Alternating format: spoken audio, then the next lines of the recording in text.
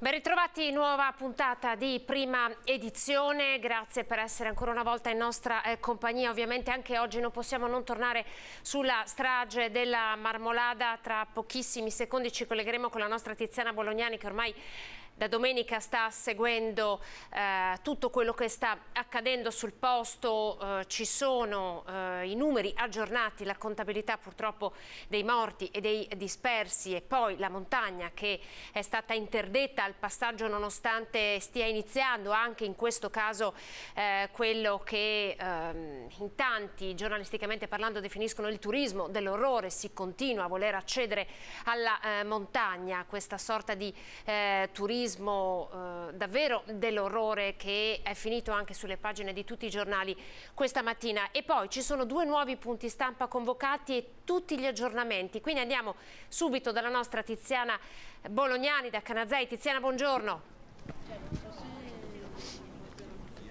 Buongiorno Anna, hai ragione, come hai detto tu ci sono già due punti stampa programmati, uno fra pochissimo lo stiamo attendendo ed è il primo punto stampa di giornata dopo che le ricerche sono riprese questa mattina all'alba, e il secondo più o meno alla stessa ora di ieri attorno alle 17:30. In mezzo c'è un vertice, una riunione tecnica alla Procura della Repubblica di Trento per fare il punto sull'inchiesta, sulle indagini giudiziarie. Nessuna negligenza, nessuna imperizia, così ha riferito ieri il capo della Procura di Trento a proposito della tragedia accaduta domenica sulla Marmolada, e quindi questo dà più o meno anche il senso della difficoltà dell'attribuzione di eventuali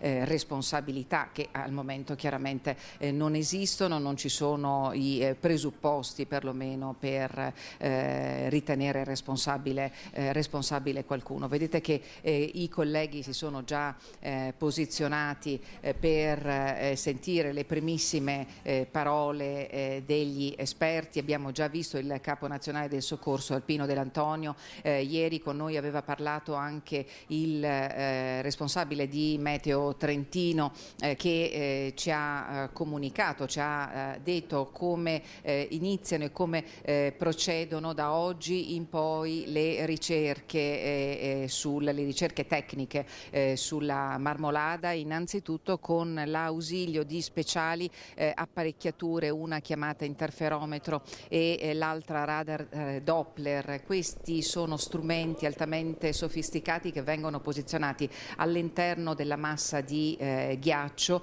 nella parte alta della frana, per capire, per monitorare gli spostamenti della parte che ancora con una crepa evidente pare possa risultare instabile.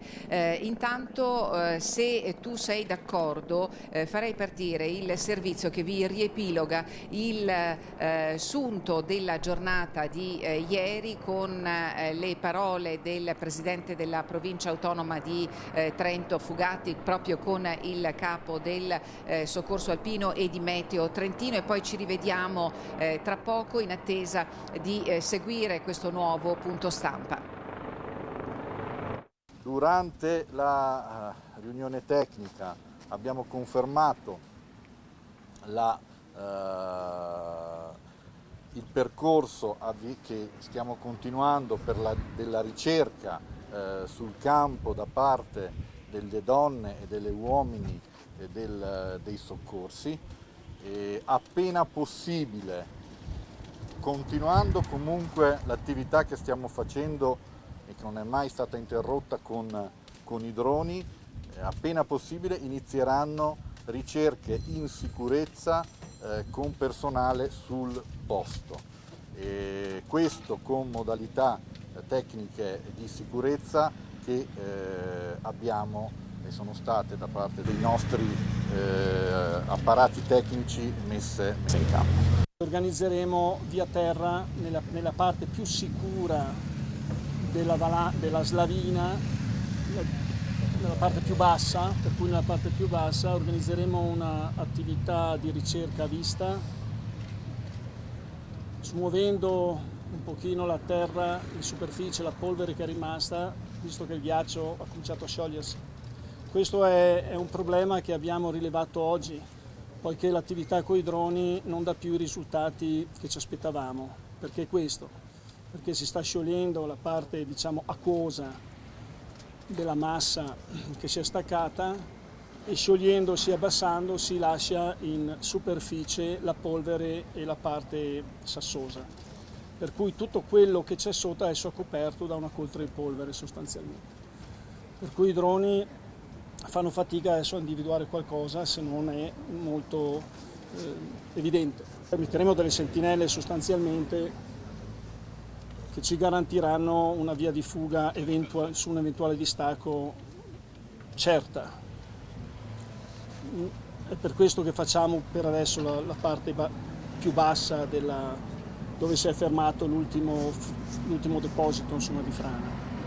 Ecco, per i prossimi giorni non posso dirvi altro perché vediamo che cosa riusciremo, insomma, a portare a casa con questa attività. È probabile che utilizzeremo anche dei cani specializzati, dobbiamo anche definire la cosa, però non stiamo lasciando nulla di intentato.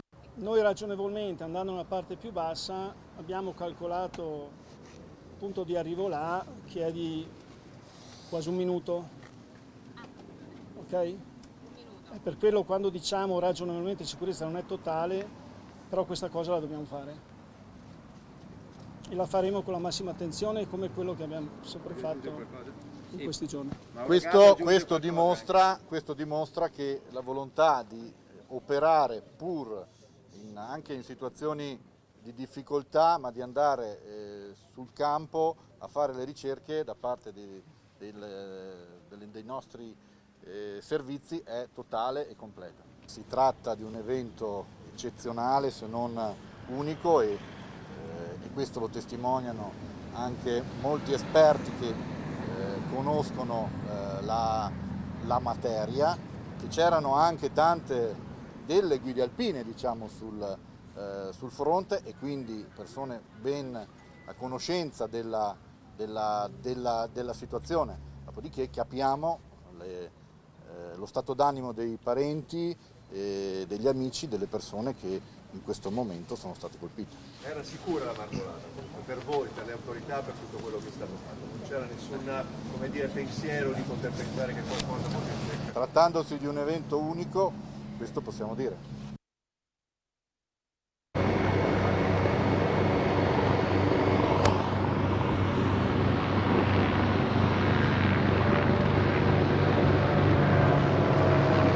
Non sento niente, non sento niente.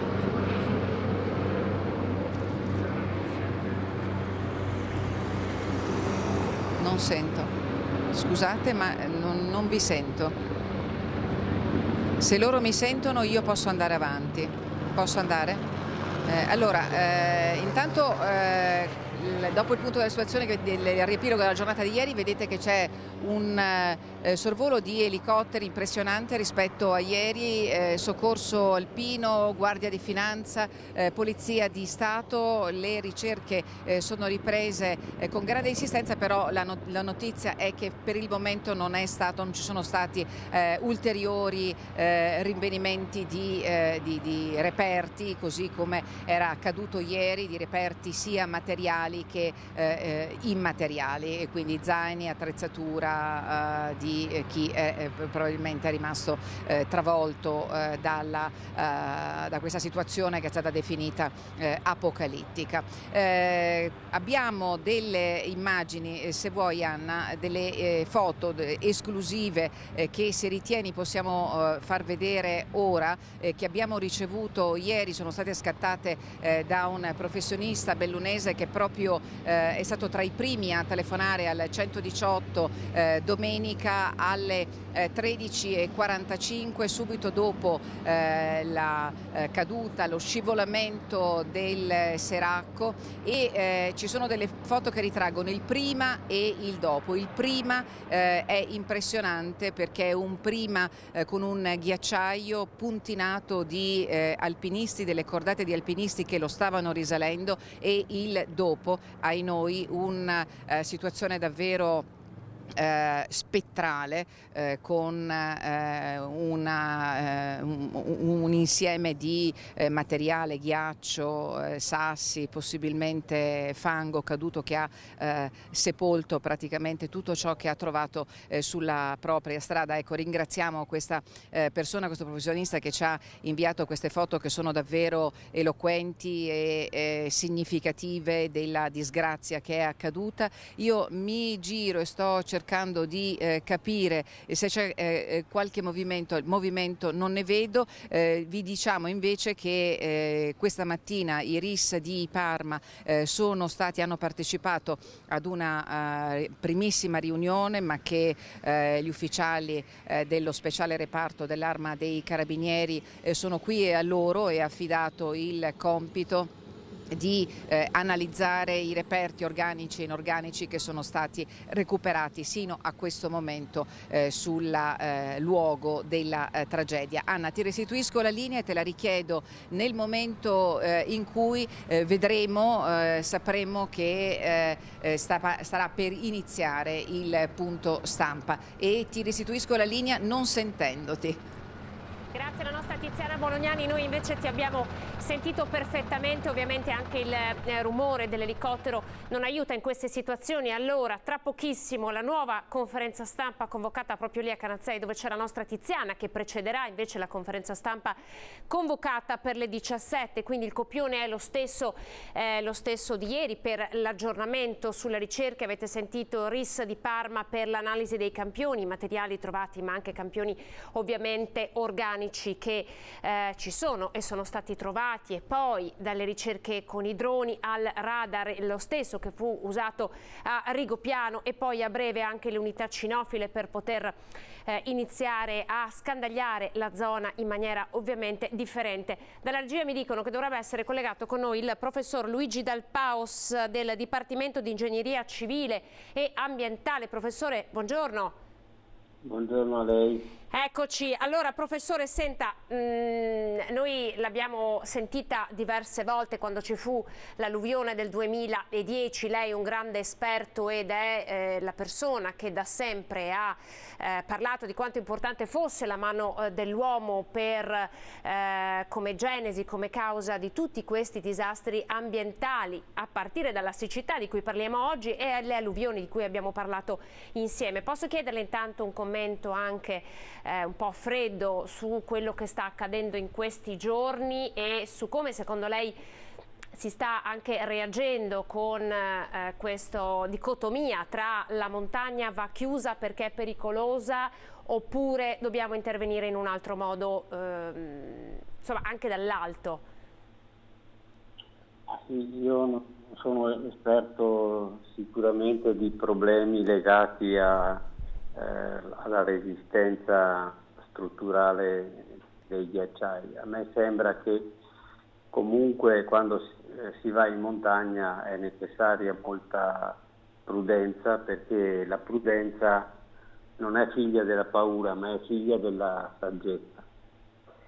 E in una situazione come quella che stiamo vivendo in questo momento, credo che un'attenzione particolare dovesse essere riservata a queste temperature anomale che in generale da qualche anno ormai ci affliggono, ma in modo particolare in questo periodo mi sembra ci sia stata una situazione dal punto di vista delle temperature piuttosto anomala rispetto a quello che normalmente capita. Cosa posso dire? Purtroppo poi quando capitano le tragedie siamo portati a riflettere. Forse sarebbe importante che riflettessimo anche prima. Ma dal punto di vista delle politiche di ingegneria ambientale nel nostro Veneto, che cosa si dovrebbe fare? Qui torniamo ovviamente anche al tema della scarsità dell'acqua da una parte, che sta mettendo in difficoltà l'agricoltura, e dall'altra poi grandi fenomeni atmosferici che hanno portato i nostri argini a cedere, come è accaduto nel Padovano, per la grossa portata d'acqua dei nostri fiumi. Beh, anche qua forse bisognerebbe dire che sarebbe utile parlare di meno e fare di più. E soprattutto sarebbe utile che quando si parla di problemi così complessi ci fosse anche un minimo di preparazione da parte di chi vuol far sentire la sua opinione, perché altrimenti diventa un discorso o diventano discorsi che non portano niente di costruttivo. Con riferimento al problema della siccità, io credo che ci voglia un'analisi molto seria della questione.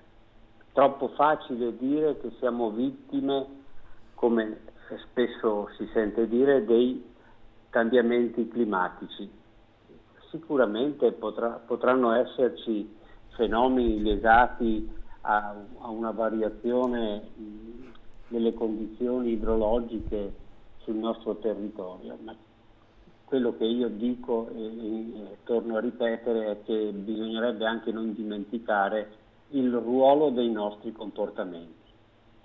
Con riferimento ai problemi della siccità, certamente vediamo poca acqua nei nostri fiumi, ma ne vediamo sempre poca da tanto tempo, e questo probabilmente è dovuto a un esercizio sulle risorse idriche che non è sicuramente da considerare positivo. Anche l'agricoltura che adesso soffre in modo particolare, ma forse i responsabili dovrebbero un momentino domandarsi se, per esempio, le tecniche che noi usiamo nell'uso delle acque dei nostri fiumi sono tecniche adeguate ai nostri tempi, o se non siamo rimasti alle tecniche che usava non il nostro nonno, ma il nostro bisnonno. Se in un paese, per esempio, come Israele, fossero utilizzate in agricoltura le tecniche di irrigazione che spopolano dalle nostre parti, io direi che l'agricoltura israeliana sarebbe morta e stramorta da molto tempo. Forse bisognerebbe riflettere se non sia il caso di cambiare anche queste modalità, perché per cambiarle però, professore, servono degli investimenti, e quindi forse anche qui dappertutto servono investimenti. Chiunque fa un'attività imprenditoriale deve a un certo punto anche investire, no? Ma non può pretendere che siano sempre gli altri ad investire e lui mai. Senta, per quanto riguarda il prelievo delle acque dei nostri fiumi, e poi anche la proposta che è nata di creare degli invasi dove ora vi sono delle cave, cosa ne pensa? Io credo che una seria politica dovrebbe essere una rivisitazione delle concessioni che sono in atto e una valutazione se per caso la situazione che noi stiamo vivendo non sia figlia di anni e anni, forse 100 anni bisognerebbe dire, di una scarsa attenzione sul fatto che le risorse idriche non sono un bene che non ha limiti, sono un bene prezioso che ha dei limiti, e noi tutte le volte che commettiamo qualcosa che va contro la corretta utilizzazione delle acque siamo, diciamo, in una condizione per cui di questi limiti non teniamo nessun conto. Questo è il problema vero. In questo momento stiamo vivendo anni in cui si parla del flusso ecologico, no? Imposto dalle direttive europee. ma stiamo seriamente affrontando la questione o non stiamo piuttosto lamentandoci perché per noi va bene così e nessuna riflessione deve farsi rispetto alle osservazioni che vengono fatte in questo campo a livello superiore, come può essere la comunità economica europea. E a proposito di Europa, professore, i soldi che arriveranno anche grazie al PNRR, oltre ai nuovi sistemi di irrigazione ovviamente molto più moderni, dove devono essere investiti secondo lei? Possono sicuramente essere investiti nel incrementare gli invasi disponibili per l'uso delle acque nei periodi estivi, quando diciamo questo tipo di utilizzazione va in crisi. Ma certamente tutto questo deve essere guardato con attenzione. Il fatto è che chi oggi vuole che vengano fatti questi invasi, no? Poi mi consenta di dire, si oppongono per esempio alla realizzazione degli invasi antipiena. Ma che differenza fa? Per quale motivo secondo lei? Perché sono, se lei mi consente, tra virgolette, degli ignoranti assoluti in campo idraulico. Parlano di cose che non conoscono assolutamente. Campioni di questo comportamento sono anche i sindaci, ahimè, che rappresentando delle comunità dovrebbero forse prima riflettere che accanto alle loro necessità e ai loro desideri ci sono le necessità degli altri. E qui viviamo in un tempo in cui va bene fare tutto purché si faccia nel giardino degli altri, non in quello nostro. Le sembra possibile? Hai in mente... Dove vuole che facciamo gli invasi? A qualche chilometro dalla foce di un fiume? Per proteggere il fiume? Via. Io credo che poi a queste persone dovrebbe essere chiarito che è giusto che tu prenda posizione, è giusto che tu dica la tua sui problemi che vuoi discutere, ma è anche giusto che tu ti assuma la responsabilità di quello che stai dicendo e che tu, in caso di conseguenze negative per effetto di queste tue posizioni, paghi. Ma qui è un discorso che mai avviene. Professore, grazie. Quindi forse la voce dell'università, no? Cioè la voce di chi davvero studia, e io so che lei da anni col suo dipartimento studia la situazione soprattutto del padovano, ecco, quindi forse la voce dell'università dovrebbe essere ascoltata un po' di più. Ma no, diciamo che rispetto a anni addietro che pure ho vissuto c'è maggiore attenzione da parte delle istituzioni verso il contributo che può dare l'università, ma forse bisognerebbe che tutto questo si intensificasse. Devo dire che nel campo della previsione e della gestione delle piene la Regione ha fortemente favorito le iniziative dell'università, della mia università, però insomma questo non basta. In tutti i campi l'università può dare un contributo e poi bisognerebbe anche che ci fosse, a mio avviso, più moderazione da parte di certi personaggi che cavalcano la politica e probabilmente non hanno nemmeno la preparazione per cavalcarla, perché io mi sentirei inadeguato rispetto a quello che deve fare un uomo politico, non mi sentirei neanche di fare il consigliere comunale, e qua invece c'è gente che non pone limiti alle sue capacità, è in grado di fare di tutto, non si ferma di fronte a niente. Grazie professor Dal Paus. Il risultato è drammatico. Grazie professore, la devo salutare. Dipartimento di Ingegneria Civile e Ambientale, Università di Padova, grazie ovviamente per il suo sempre prezioso contributo, e proprio per restare nel padovano è iniziato da circa una decina di minuti il tavolo tecnico proprio al Comune di Padova, dove si affronterà l'emergenza idrica nel padovano. Pensate che 20 quintali di pesce è già morto all'interno dei canali della città di Padova proprio a causa della siccità. Vi facciamo sentire le dichiarazioni che ci ha mandato il vice sindaco Andrea Michalizzi, le facciamo partire. Saluto a tutti, qui in Comune di Padova stiamo seguendo l'emergenza siccità. Per noi significa emergenza sui livelli del canali interni, tronco maestro in modo particolare. Stiamo seguendo in questi giorni quella che è un'emergenza di carattere ambientale e di carattere igienico-sanitario. In questi giorni siamo impegnati sul recupero dei pesci con la provincia, per il recupero dei pesci vivi, per trasportarli da acque a rischio secca in acque sicure, mentre abbiamo il problema di tante carcasse di pesci morti.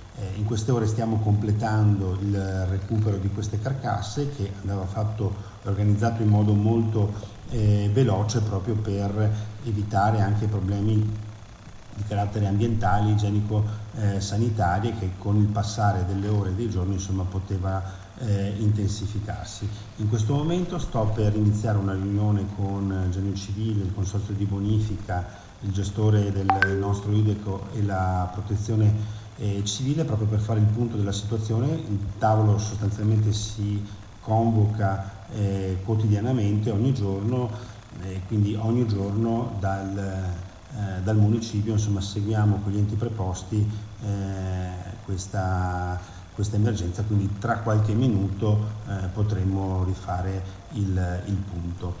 Una buona giornata. Vice sindaco di Padova Andrea Michalizzi, anche assessore alla protezione civile. Allora, pochi minuti di pubblicità, poi vediamo se è iniziata la conferenza stampa a Canazei e ci collegheremo con la nostra Tiziana Bolognani, poi parleremo anche di Alpini. Il PM ha archiviato l'inchiesta. A tra poco.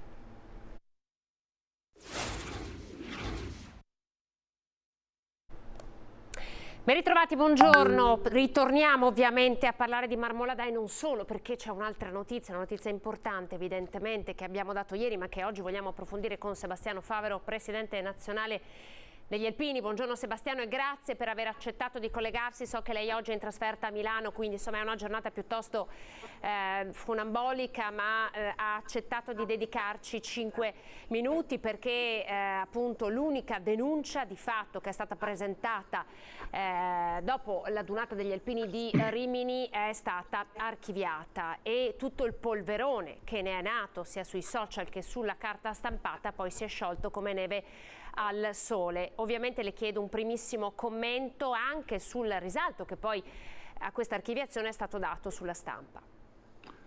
Sì, buongiorno, intanto un saluto a lei e a tutti i telespettatori.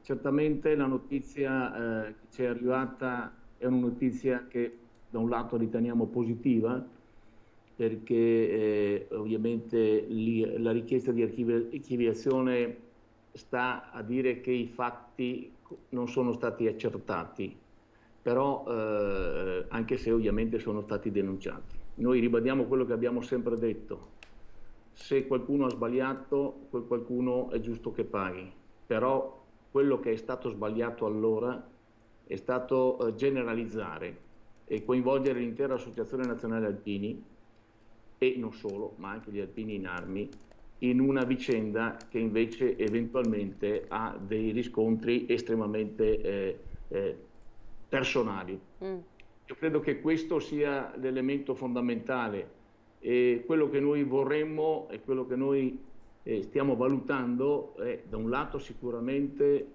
con le nostre sezioni, con i nostri gruppi, una sensibilizzazione di quanto è avvenuto, in modo tale da alle prossimi incontri, alle prossime adunate di essere anche più attenti, ma dall'altro lato quello che chi ha generalizzato, chi ha detto che tutti gli alpini sono ovviamente dei molestatori o piuttosto di peggio, ecco, questo noi non lo accettiamo e non lo accetteremo mai, perché la storia degli alpini sta a dimostrarlo. I nostri 103 anni, che tra l'altro fra 2 giorni compiamo, sono qui a dire cosa gli alpini hanno fatto e cosa gli alpini sono pronti a fare sempre, in ogni caso, quando c'è necessità. Avete bisogno di scuse, Presidente, come ha chiesto oggi l'assessore Donazzan? Ora scusate. Io direi che abbiamo bisogno che gli organi di stampa che subito si sono accaniti in questa generalizzazione, ecco, abbiano poi il sacrosanto dovere di precisare e di precisare in modo corretto e chiaro. Ripeto, se qualcuno ha sbagliato è giusto che paghi, che sia alpino o non lo sia, e quindi che abbia il cappello in testa o no, che è un'altra delle vicende da chiarire, però non si può dire e non accettiamo che venga detto che tutti gli alpini e tutta l'associazione, ripeto, e tutti gli alpini in armi sono molestatori. Questo è inaccettabile. Senta, alla luce di quello che è accaduto e poi delle varie insomma anche dichiarazioni che sono apparse soprattutto sui social network, avete emanato, ad esempio anche per la Triveneta che ci sarà e che ovviamente seguiremo in diretta, un regolamento, un qualcosa, cioè qualche provvedimento che comunque come corpo farete nei confronti delle prossime adunanze a venire? Ma noi l'abbiamo già fatto, voglio ricordarlo che l'abbiamo fatto, il Presidente lo ha fatto anche in occasione della Dunata di Rimini. La raccomandazione della correttezza del comportamento e del rispetto l'abbiamo sempre fatto, ovviamente lo ribadiamo ogni volta che ci troviamo.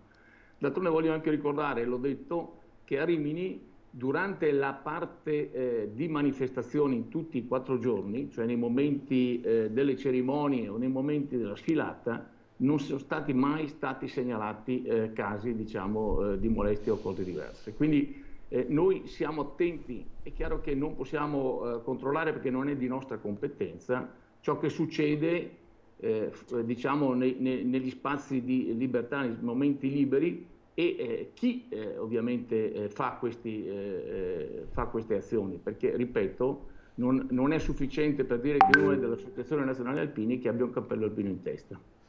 Da dove si riparte questo weekend, se esiste poi di fatto una reale esigenza di ripartire? Ricordiamo la Triveneta ad Asiago che ovviamente stiamo attendendo con ansia.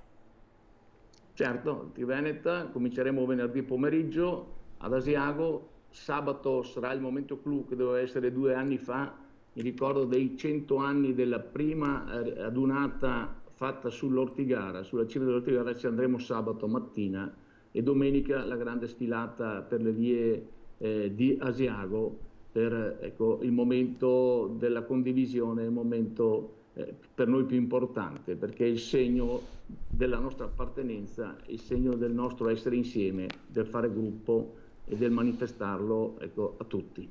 Senta Presidente, ma c'è qualcosa che si sente di dire a tutte quelle voci che poi si sono scatenate sui social network da parte soprattutto di tante donne che poi hanno dato il vita a questo vespaio che però poi si è tradotto di fatto in un'unica denuncia? C'è un messaggio che lei si sente di mandare? Beh, il messaggio è quello che è chiaro che noi siamo dalla parte di chi eventualmente viene offeso. Su questo io sono stato chiaro fin dall'inizio, però dall'altro lato i fatti devono essere fatti. E quando si parla di molestie e quando si parla di certe azioni, quelle molestie e quelle azioni devono esserci concretamente ed essere dimostrate. Non è sufficiente dire senza provare, quello noi non lo potremo mai e poi mai accettare, e che poi è quello che ha portato appunto a quella considerazione di dire tutti gli alpini sono molestatori. Non è vero e questo lo ribadiamo con forza. Grazie Sebastiano Favero, Presidente nazionale ANA, grazie davvero per essere stato in nostra compagnia, buon lavoro e buona giornata oggi in attesa ovviamente della Triveneta che come sempre seguiremo in diretta. Arrivederci. Grazie, saluti a tutti, grazie.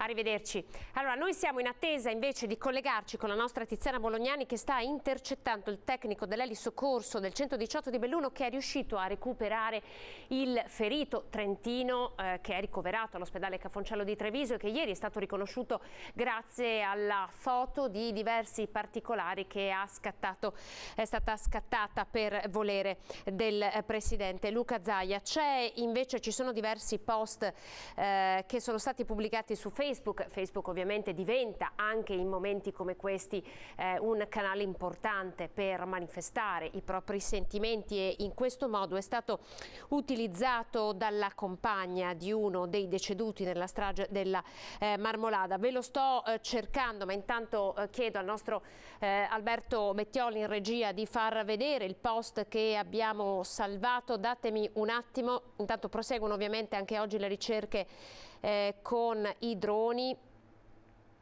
Vedo di trovare il post che è una sorta di saluto, una sorta di addio. Eccolo qua. Ti amo Tommaso, sempre e per sempre, l'ho scritto su Facebook. Alessandra De Camilli, la donna di 51 anni di Schio, sopravvissuta al disastro della Marmolada, ora ricoverata in ospedale a Trento. Abbiamo anche l'immagine del post che è stata salvata dalla nostra redazione, la trovate il post su Facebook.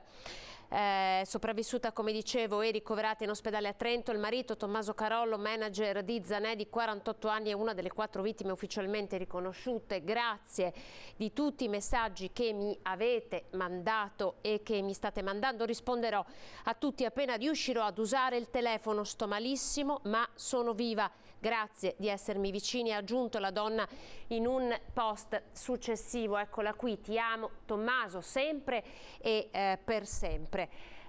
Sono le parole di Alessandra De Camilli, sopravvissuta, 51enne sopravvissuta. Eccolo qua, guardate, grazie di tutti i messaggi che mi avete mandato e mi state mandando. Risponderò a tutti appena riuscirò ad utilizzare il telefono. Sto malissimo, ma sono viva. Le parole toccanti di Alessandra, avete visto, postate 13 ore fa. La donna è ricoverata, lo ricordiamo, all'ospedale di Trento, e c'è proprio in ricordo di Carollo un'altra testimonianza, la testimonianza di Pozza che abbiamo raccolto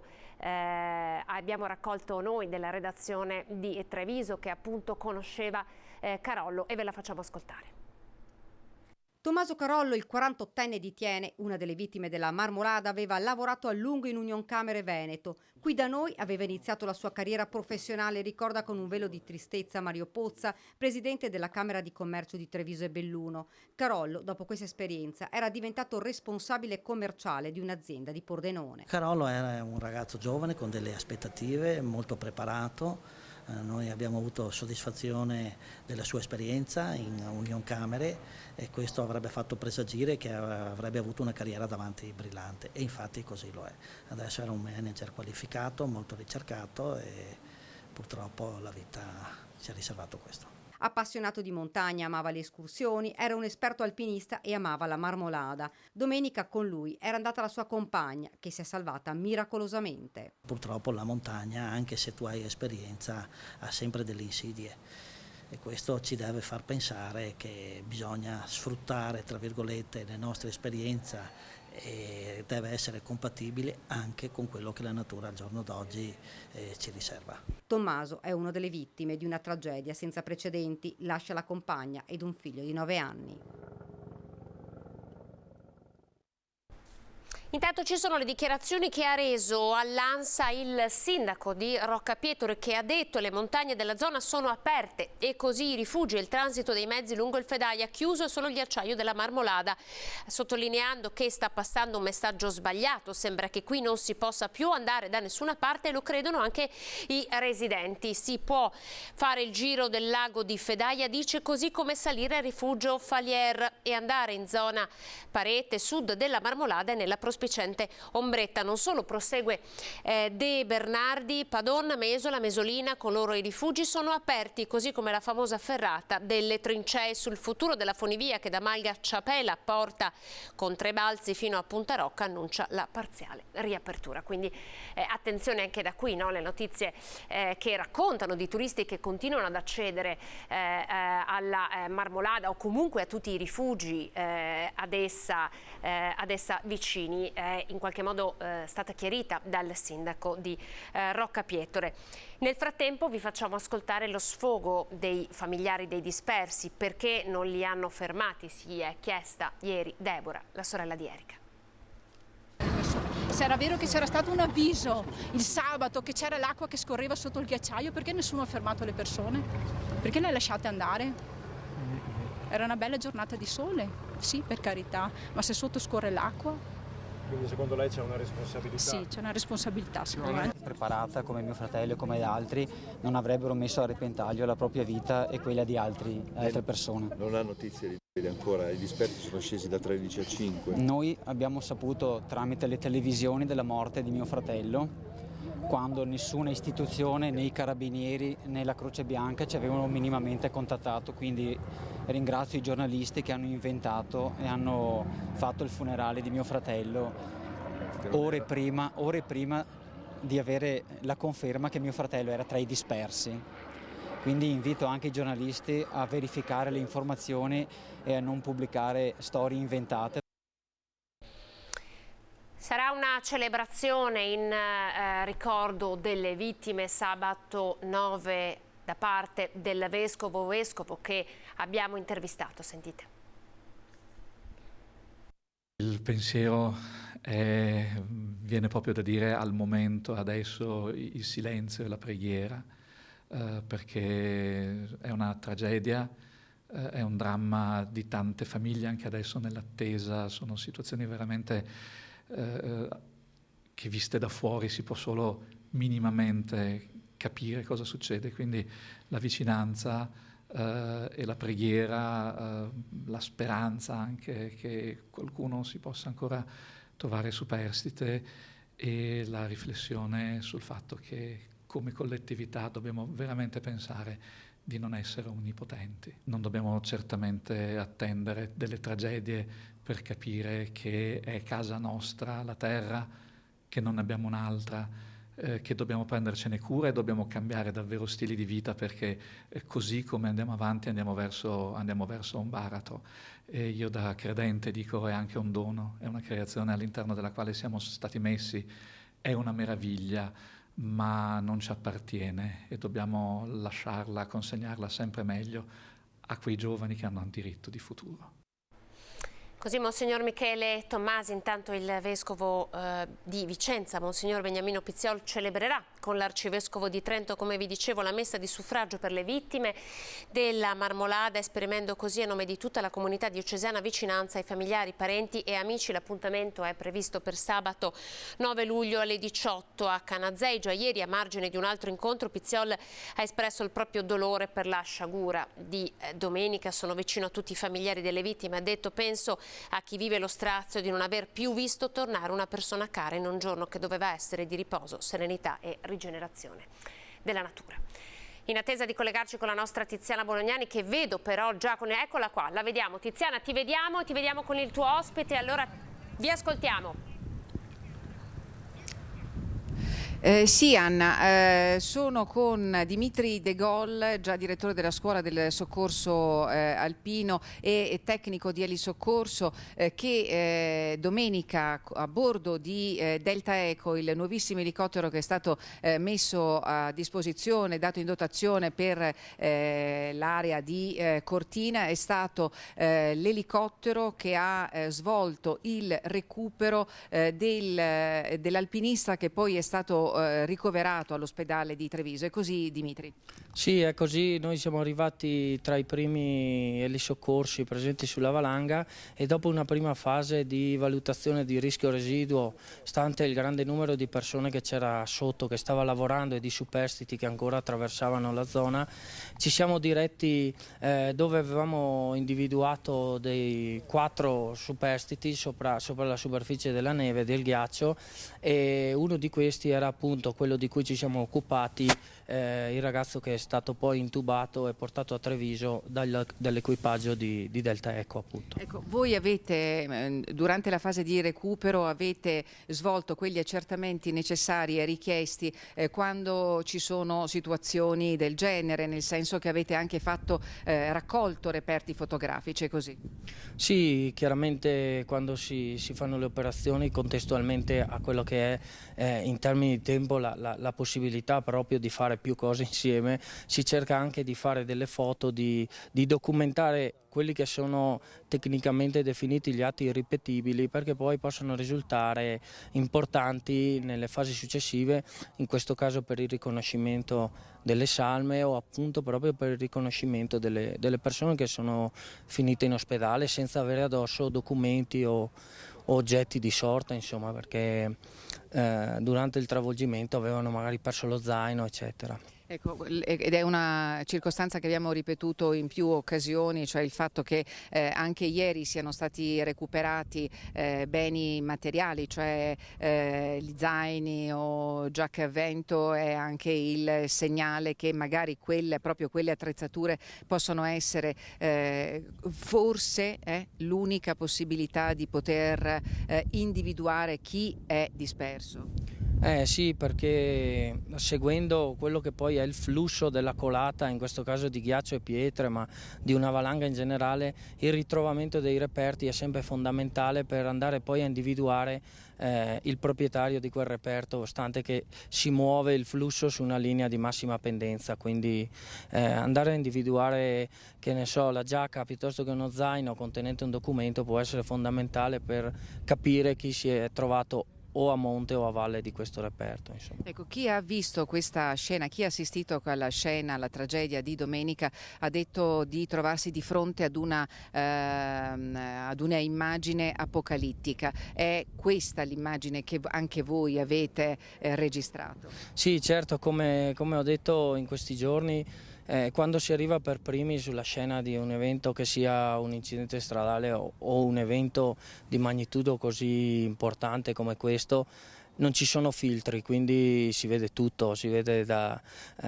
dall'illeso che è felice e ancora confuso per averla scampata, fino alla persona purtroppo deceduta per i quali non c'è più niente da fare, insomma. Non esistono filtri e quindi le scene che si vedono in situazioni del genere sono sì apocalittiche o comunque molto, molto forti. Ecco. Dimitri, la cosa che le volevo ancora chiedere è che anche in questa occasione purtroppo avete perso dei compagni, degli amici. Sì, io l'ho saputo poche ore dopo, che proprio lì tra i resti di questa valanga c'era sotto Paolo Dani, che come hai ricordato prima, quando ero direttore della scuola era uno degli istruttori e adesso rivestiva proprio il ruolo di vice direttore della nostra scuola di soccorso alpino Veneto, quindi una persona, oltre che un amico, una persona carissima che veramente ha aggiunto dolore alla tristezza che già c'era, chiaramente. Io non voglio come dire, rigirare il coltello nella piaga, e però come soccorso alpino in questi ultimi anni avete pagato un prezzo altissimo in termini di vite umane. Oggi vi è richiesto uno sforzo ulteriore, perché da domani ripartono le ricerche con il personale da terra, e anche in questa occasione il coraggio, oltre alla vostra specializzazione, alla sapienza, alle vostre conoscenze, ma il coraggio credo sia uno degli elementi fondamentali che muove la vostra azione, oltre evidentemente all'abnegazione.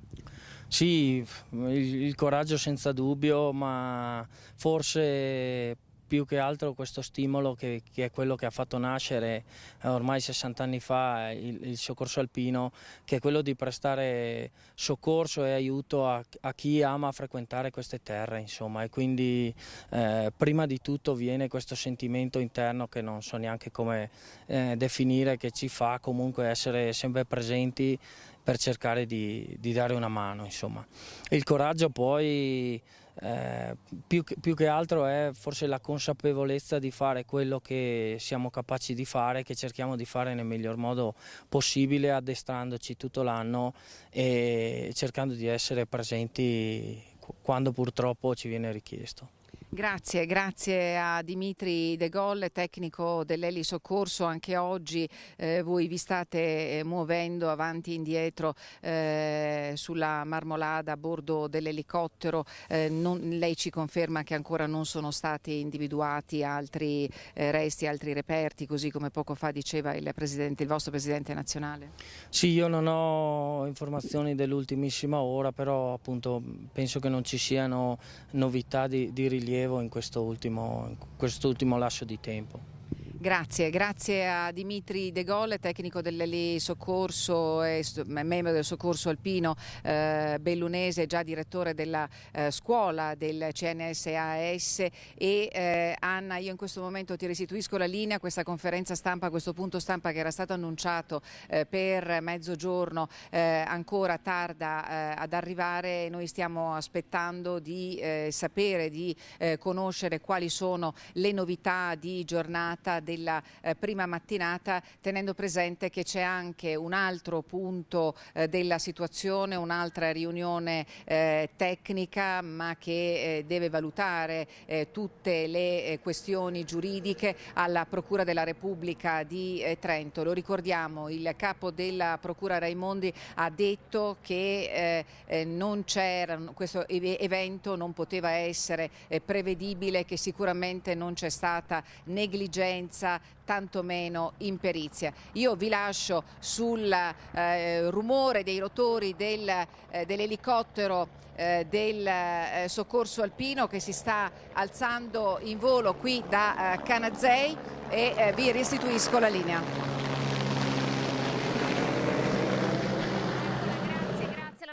Tiziana Bolognani, importante la testimonianza che abbiamo appena ascoltato e proprio in riferimento anche a quello che è appena stato detto. Vi facciamo sentire il servizio realizzato dalla redazione di Treviso di ieri su come è stata scoperta l'identità del ferito ricoverato al Caffoncello di Treviso, che è un giovane trentino. Guardate. Ieri ho parlato con i familiari dei dispersi e, avendo noi un paziente non noto, sconosciuto, in terapia intensiva a Treviso, ho approfittato nel chiedere delle foto di particolari anatomici in maniera tale che ci fosse quantomeno un riconoscimento. E questo è avvenuto e questa mattina questo paziente ha un nome e cognome, ma soprattutto ha due genitori che lo hanno ritrovato. Davide Carnielli, 30 anni, appassionato di montagna e bicicletta, consigliere del comune di Fornace alle porte di Trento, è il giovane escursionista elitrasportato nel pomeriggio di domenica all'ospedale Caffoncello di Treviso in gravissime condizioni e senza documenti. È rimasto fino a questa mattina senza nome. Dato per disperso, Davide è stato riconosciuto dai genitori che ora gli sono accanto. La sua foto dalla vetta con la frase "discesa dal ghiacciaio, sani e salvi anche sto giro", postata pochi minuti prima del crollo, aveva fatto il giro del web nelle ore seguenti al disastro. Il trentenne era l'ultimo della sua cordata, gli altri membri erano stati soccorsi, di lui più nessuna traccia.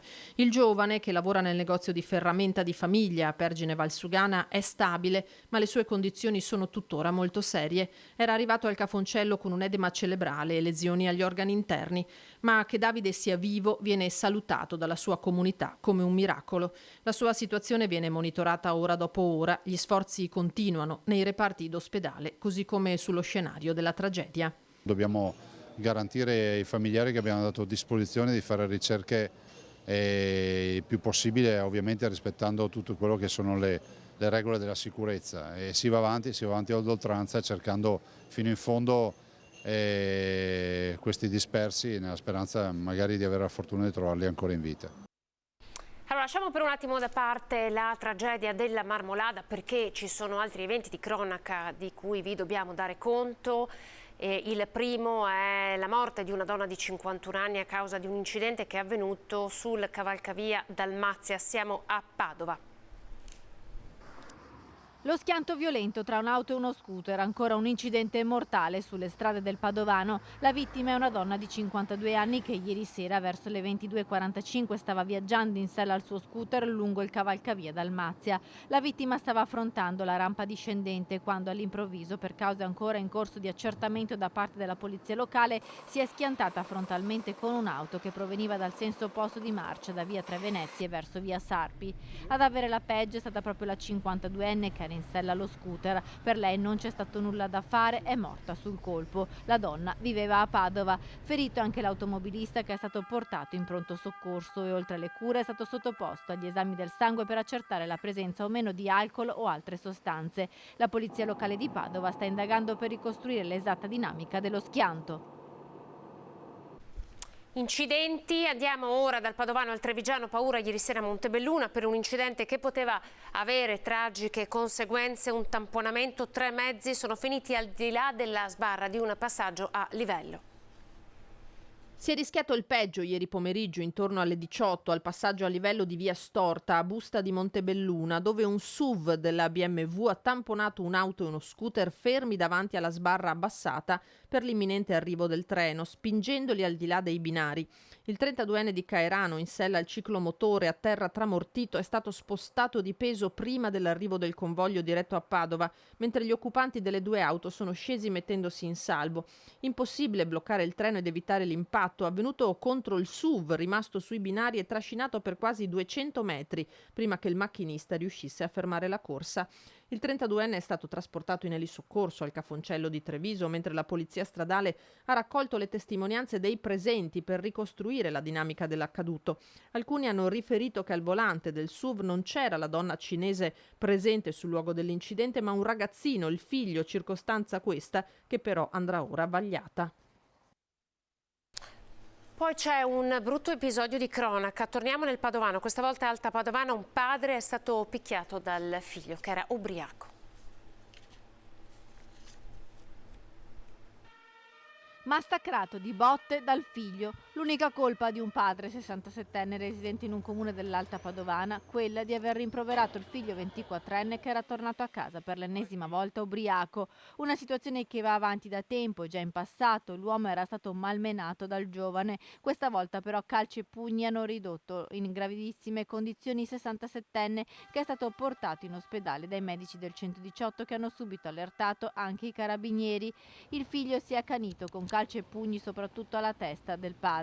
Portato in caserma, era già stato denunciato in passato per maltrattamenti in famiglia.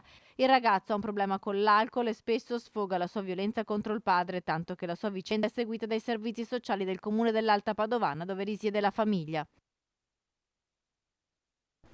Parliamo di Covid, ma questa volta per un'inchiesta della Guardia di Finanza di Vicenza. 44 persone sono state denunciate, hanno percepito oltre 1.300.000 euro di aiuti statali senza averne diritto, bloccata l'erogazione di ulteriori 450.000 euro. Contributi Covid incassati durante il periodo della pandemia attraverso dichiarazioni irregolari. Si tratta di contributi legati alle misure di sostegno Covid. Nello specifico, l'attività della Guardia di Finanza di Vicenza ha consentito di accertare una frode complessiva per oltre 1.700.000 euro, con un'illecita percezione di sussidi statali per oltre 1.300.000 euro. L'erogazione di quasi 450.000 euro di contributi indebitamente richiesti ma non ancora riscossi invece è stata tempestivamente bloccata dai finanzieri. La Guardia di Finanza, al termine di un lavoro durato mesi, ha denunciato 44 persone riscontrando 87 casi di illecita percezione di contributi a fondo perduto. Tra le aziende segnalate alla Procura Berica, imprese di volantinaggio, di fabbricazione e commercio di mobili, di lavorazione di legname, ma anche bar, gelaterie, attività di imballaggio e di confezionamento, di lavorazione orafa e un barbiere. I controlli hanno interessato quasi tutto il territorio della provincia, da Vicenza a Bassano, ai principali comuni come Schio, Tiene, Asiago, Marostica, Rosà, Cornedo Vicentino, Due Ville, Sandrigo, Altavilla Vicentina e altri. Torniamo ad occuparci di siccità, restiamo dunque nel Vicentino, emergenza importante soprattutto per quanto riguarda l'agricoltura. Vi facciamo vedere il servizio realizzato dalla redazione di Vicenza.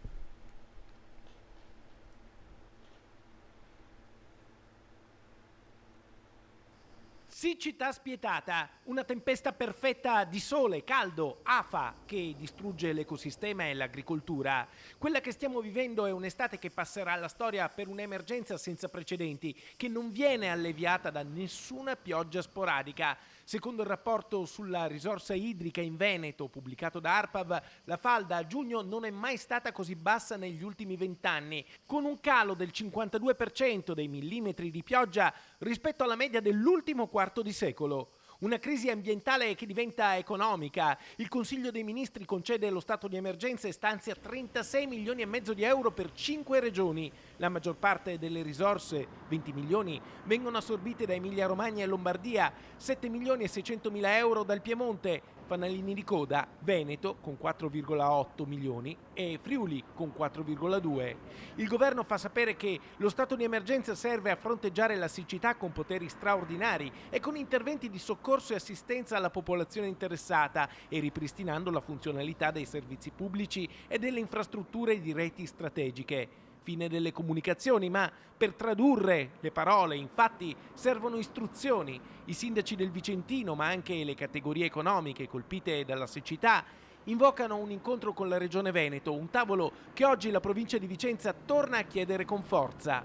È stata inviata una lettera all'assessore Caner e all'assessore Bottacin, sono passati ormai qualche giorno, una decina, e attendiamo che ci diano una risposta, vengano nel territorio. Ed il territorio vicentino sta soffrendo anche nelle stalle. I capi di bestiame non mangiano più a causa delle elevate temperature e fanno fatica a nutrirsi. E questo incide sulla produzione del latte, calata del 20% da metà giugno. Acque del Chiampo, nell'ovest vicentino, sta attuando diversi interventi. Con autobotti da 10.000 litri di capacità, punta a riempire i serbatoi dell'acquedotto nelle zone più in crisi. Nuove condotte alimentano le aree maggiormente in difficoltà e vengono imposti limiti agli scarichi industriali.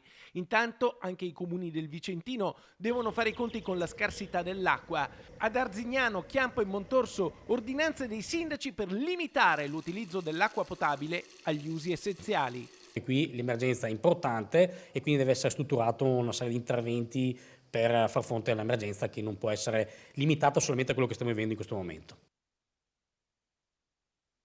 Allora, siamo in attesa di collegarci con la dottoressa Anna Maria Cattelan, direttore del Dipartimento di Unità Complessa di Malattie Infettive e Tropicali dell'azienda ospedaliera di Padova, perché dal Veneto e dal Friuli Venezia Giulia è partito l'appello a non effettuare tamponi se non alle persone che hanno sintomi, e questo anche perché effettuare tamponi, quindi tamponare tutte le persone che entrano all'interno di un ospedale, ma magari anche per criticità diverse e senza sintomi evidenti da Covid, rischierebbe di far rallentare ovviamente tutta l'attività ospedaliera, che già peraltro è stata messa a dura prova negli ultimi anni. Vi leggo le dichiarazioni che sono state rese all'ANSA, che sono legate al numero di aumenti di contagio Covid, e tra poco ci collegheremo con la dottoressa Cattelan. Le dichiarazioni dicono: si rileva una crescita significativa dei casi di ricoveri per problemi respiratori legati a Covid-19. Lo indica la rilevazione del 5 luglio condotta attraverso gli ospedali Sentinella aderenti alla rete della Federazione delle Aziende Sanitarie e Ospedaliere. Dunque tornano a crescere non soltanto i casi Covid, ma anche il numero dei pazienti ricoverati in ospedale a causa del Covid. Vedo la dottoressa Cattelan collegata, la ringrazio per essere con noi. Anna Maria Cattelan, buongiorno. Buongiorno a voi. Allora, grazie ovviamente per il tempo che ci dedica, perché insomma sono giornate importanti, so che era stata chiamata per un'emergenza. Io vorrei partire da qui, da questa notizia. Oltre all'aumento dei contagi c'è anche un aumento dei ricoveri. Il Covid sta rialzando la testa anche in maniera severa per quello che può vedere lei in questo momento? Beh, al momento sicuramente sono d'accordo sul numero dei contagi che è in progressivo aumento ed è veramente un aumento significativo.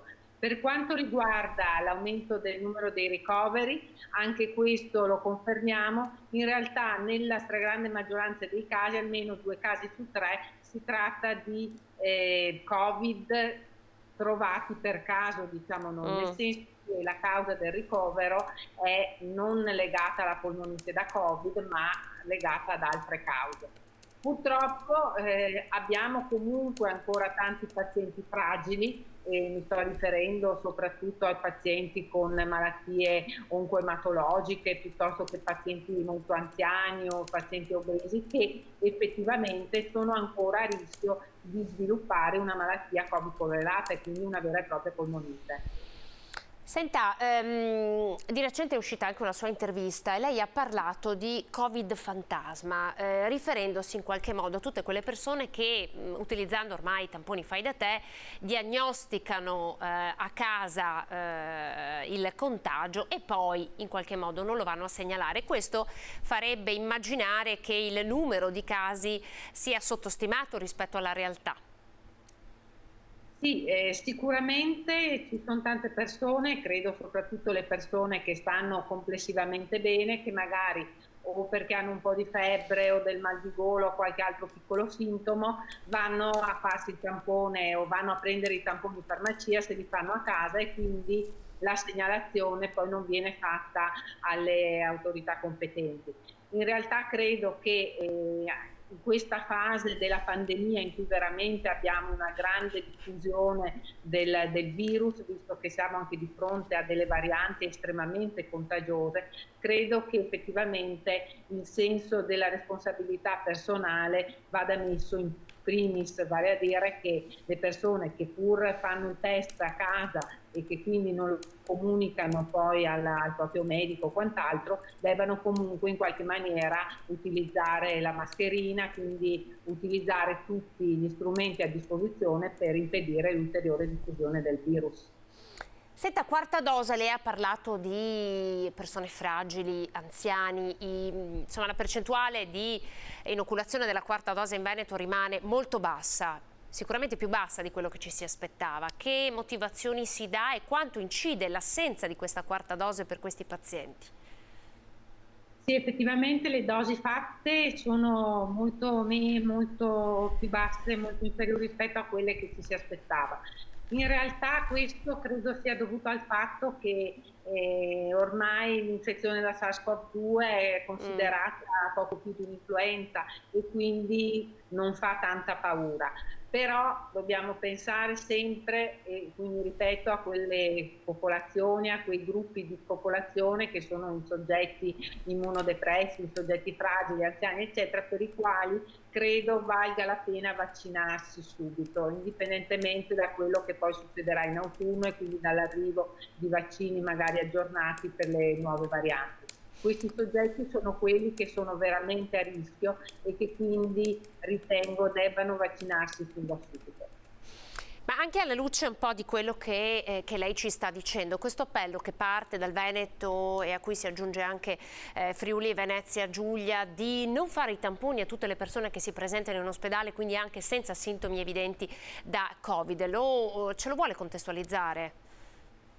Ma credo che questa nasca dall'esigenza proprio di far fronte un po' a tutto quello che è il carico ospedaliero che in questo momento abbiamo, nel senso che gli accessi ai pronti soccorsi in questa fase di inizio estate non stanno sicuramente calando, anzi stanno quasi aumentando e contemporaneamente aumentano poi anche tutti i soggetti che magari si riscontrano essere positivi per caso e che entrano per una colica renale piuttosto che per non so, altri tipi di patologia, da linfato o quant'altro.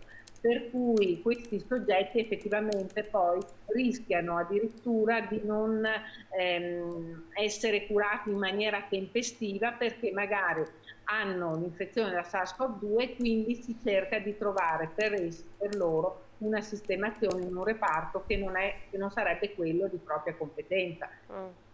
E quindi in questa fase in cui veramente abbiamo un'elevata circolazione del virus, probabilmente dobbiamo fare delle riflessioni a riguardo appunto della necessità di fare il tampone a tutti i soggetti che entrano in ospedale.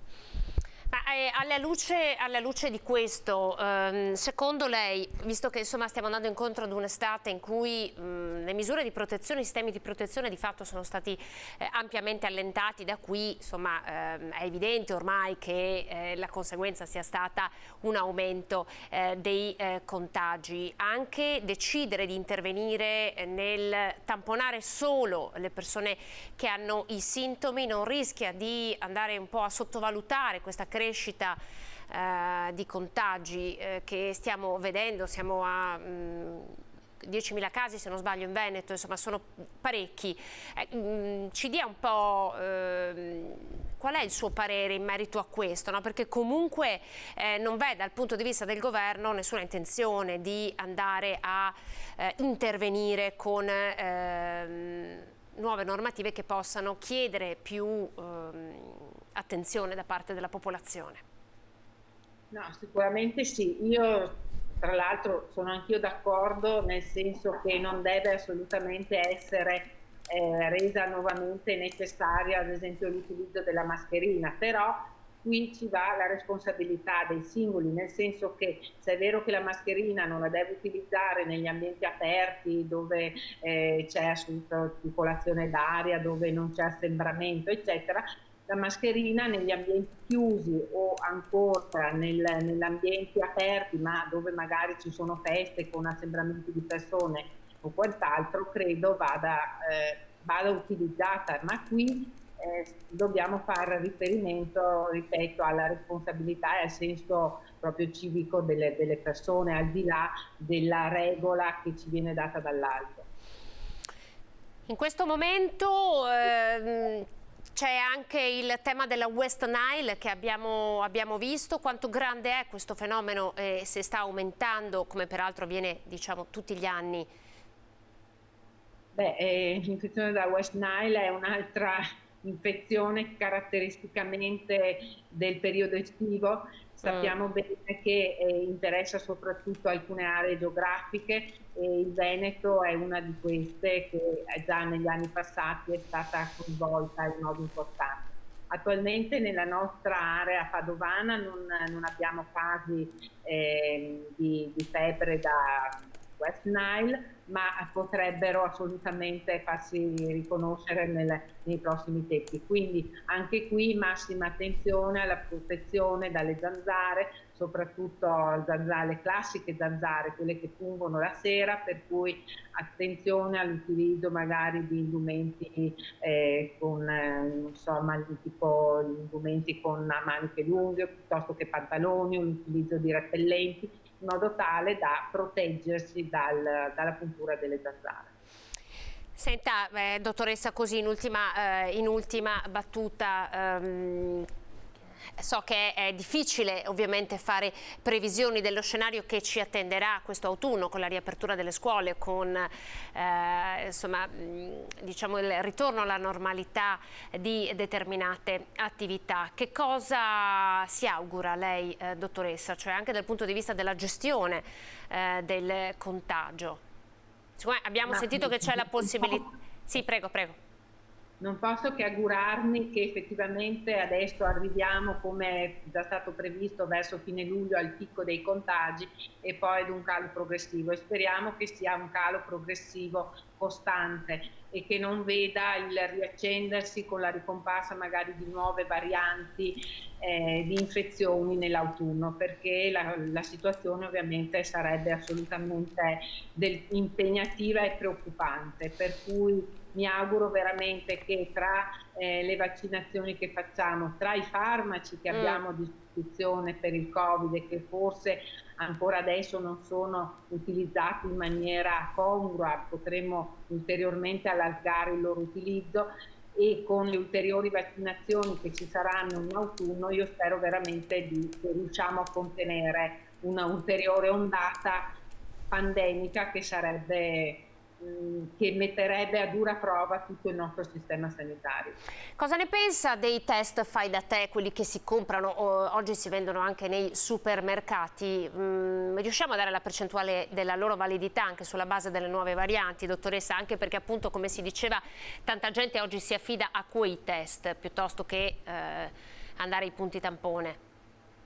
Beh, sicuramente la sensibilità di questi test è inferiore rispetto a un classico test molecolare oppure a un test antigenico di terza generazione che facciamo all'interno degli ospedali, però sono sicuramente un valido aiuto, anche perché dobbiamo essere realisti e dobbiamo anche pensare che comunque con i grandi numeri che ci sono adesso probabilmente non saremo neppure in grado di sostenere un esame a tappeto su così grandi numeri.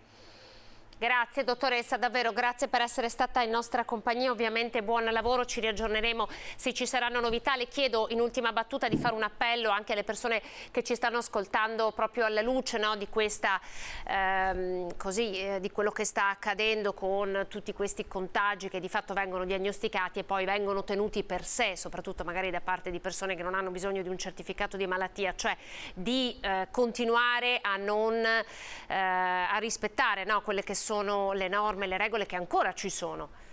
Questo è fondamentale, ripeto, l'ho detto tante volte, ma lo ripeto ancora, importante è che ognuno di noi abbia un senso civico, un senso di responsabilità, perché proteggere se stessi vuol dire anche proteggere gli altri. In questo momento quello a cui dobbiamo maggiormente pensare è stare attenti a non trasmettere l'infezione a quelle persone che più fra tutti noi possono avere un'evoluzione negativa dell'infezione. Quindi attenzione a tutti i soggetti anziani, soggetti con tante altre malattie o soggetti fragili perché appunto immunocompromessi per farmaci e quant'altro. Grazie alla dottoressa Anna Maria Cattelan, direttore dell'unità operativa complessa di malattie infettive di Padova. Dottoressa, grazie, la lasciamo ai suoi pazienti, al suo reparto. Arrivederci. Arrivederci. Allora, dovremmo riuscire a collegarci con Porto Tolle, forse no, perché ci sono in corso, l'abbiamo già detto diverse volte, gli stati generali della pesca questi 4 giorni. Il primo appuntamento è stato all'Auditorium San Nicolò di Chioggia, oggi si lavora invece a Porto Tolle, stati generali che vengono dunque convocati in diverse città del Veneto per riflettere. Ci sarà ovviamente l'assessore alla pesca Cristiano Corazzari per riflettere su come utilizzare i fondi che arriveranno anche dall'Europa e con il PNRR proprio per il settore della pesca e come aiutare anche le imprese venete in un'ottica di sviluppo sostenibile. Ora in chiusura riusciamo, e la ringrazio per questo, a collegarci nuovamente con la nostra Tiziana Bolognani. Tiziana, aggiornaci su dove ti trovi in questo momento. Sì Anna, allora ci siamo spostati dal centro di coordinamento dei soccorsi alla caserma dei Vigili del Fuoco di Canazei allo Stadio del Ghiaccio, perché il furgone dei Carabinieri del RIS di Parma è qui per eseguire prelievi e accertamenti sui reperti che sono stati raccolti, recuperati e che devono essere catalogati. Ieri il Presidente nazionale del Soccorso Alpino ci parlava dei tempi per arrivare al riconoscimento e i tempi non saranno lunghissimi, ma ci diceva attorno ai 15-20 giorni si potranno avere i primissimi risultati per attribuire reperti organici e reperti materiali a nomi di alpinisti che tuttora sono reclamati e che però risultano scomparsi. Quindi questo è lo Stadio del Ghiaccio di Canazei, dove è stata allestita sin da domenica, cioè sin dal primo momento del recupero dei primi corpi degli sfortunati alpinisti. Qui la camera ardente protetta dal gazebo dei Vigili del Fuoco, qui c'è stato il riconoscimento delle prime salme e qui oggi c'è anche questa attività un'attività che è ritenuta attività irripetibile, quindi con prelievi che serviranno evidentemente ad individuare il DNA delle persone che al momento risultano scomparse e che sono state reclamate dai loro cari a quel numero che abbiamo fatto vedere già moltissime volte, a quel numero che è stato istituito nell'immediatezza dalla provincia autonoma di Trento, dal comune di Canazei. Lo stadio del ghiaccio dove anche questa mattina sembra siano arrivati i familiari delle persone che però sono già state riconosciute, solo un mesto ritorno in un luogo di estremo dolore. La conferenza stampa invece che era stata annunciata, il punto stampa che era stato annunciato per mezzogiorno è stato al momento cancellato, quindi questo punto stampa è invece confermato per le 17:30 di oggi, sempre nella caserma dei Vigili del Fuoco di Canazei, e probabilmente in quella occasione forse saranno dati anche gli esiti della riunione tecnica che si è svolta questa mattina nella sede della Procura di Trento, che ha fatto il punto della situazione per quanto riguarda le indagini. Vi ricordo che alla Procura di Trento è stato aperto un fascicolo su questa disgrazia, un fascicolo con l'ipotesi di reato di disastro colposo. Anna. Grazie alla nostra Tiziana Bolognani, che ovviamente dunque sarà alle 17:30 in conferenza stampa. Ora la lasciamo continuare con il suo lavoro. Grazie Tiziana, a dopo, buon lavoro a te. Grazie Tiziana. Allora, in chiusura davvero pochi minuti, ma ce l'abbiamo fatta. Ci colleghiamo con l'assessore alla pesca della Regione del Veneto, Cristiano Corazzari, per gli stati generali della pesca del Veneto. Buongiorno. Allora, quindi lei, Cristiano, insieme a Giuseppe Cherubini della Direzione Agroambiente e Programmazione, e al sindaco di Porto Tolle, se non sbaglio, quindi vi vedo tutti e tre. Eccoci. Allora, sostanzialmente, Assessore, oggi il tema è quello della sostenibilità, no? Nel settore. Come poterla promuovere, come poterla realizzare anche attraverso i fondi che arriveranno dall'Europa? Qual è l'obiettivo della Regione Veneto? Grazie a voi tutti. Siamo qua a Porto Tolle, che è un luogo che è molto significativo per la pesca in Veneto, sede del più importante consorzio per la produzione della molluschicoltura. E proprio parlando di questi temi abbiamo anche la cognizione di quale sia il valore aggiunto in termini di virtuosità da un punto di vista ambientale che oggi offre l'attività di pesca, acquacoltura e molluschicoltura. È una sfida fondamentale per noi, interpretata come sostenibilità ambientale, che deve coniugarsi con la sostenibilità economica del comparto e naturalmente la sostenibilità sociale per ciò che rappresenta la pesca in termini di occupazione e lavoro per la nostra costa veneta e per la comunità veneta. Dobbiamo ricordare come il ruolo dei pescatori sia straordinariamente importante.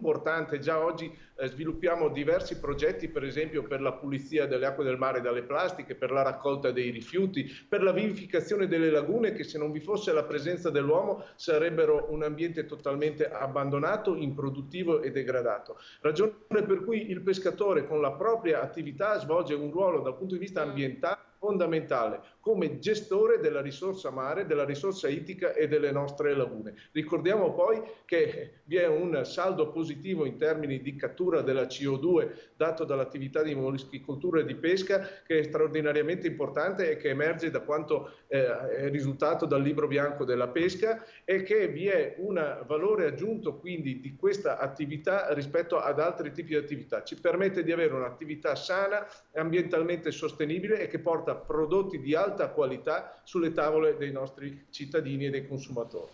Senta, Assessore, abbiamo seguito diverso tempo fa le proteste dei pescatori di Chioggia, o comunque un comparto che è stato messo in crisi anche e soprattutto dai costi assolutamente elevati, causato un balzo in avanti ovviamente causato anche dalla guerra in Ucraina, quindi tutta una serie di conseguenze che a pioggia poi hanno colpito anche i nostri pescatori. Com'è la situazione ad oggi?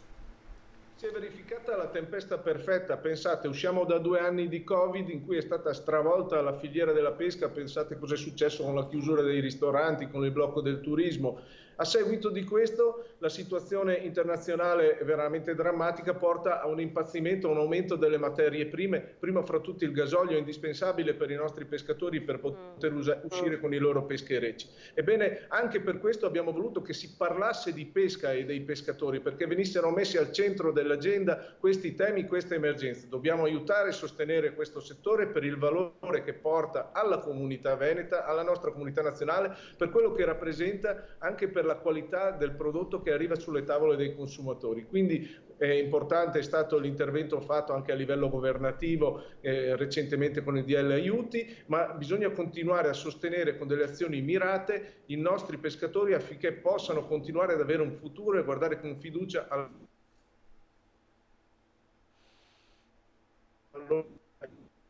identitario, tradizionale e culturale. Senta, faccio una domanda anche a Cherubini, visto che abbiamo la fortuna di averli tutti e tre. Cherubini, a ottobre ci sarà l'approvazione definitiva della Carta Ittica regionale, che in qualche modo introdurrà nuovi piani di sistema. Quali cambiamenti concreti porterà questa Carta?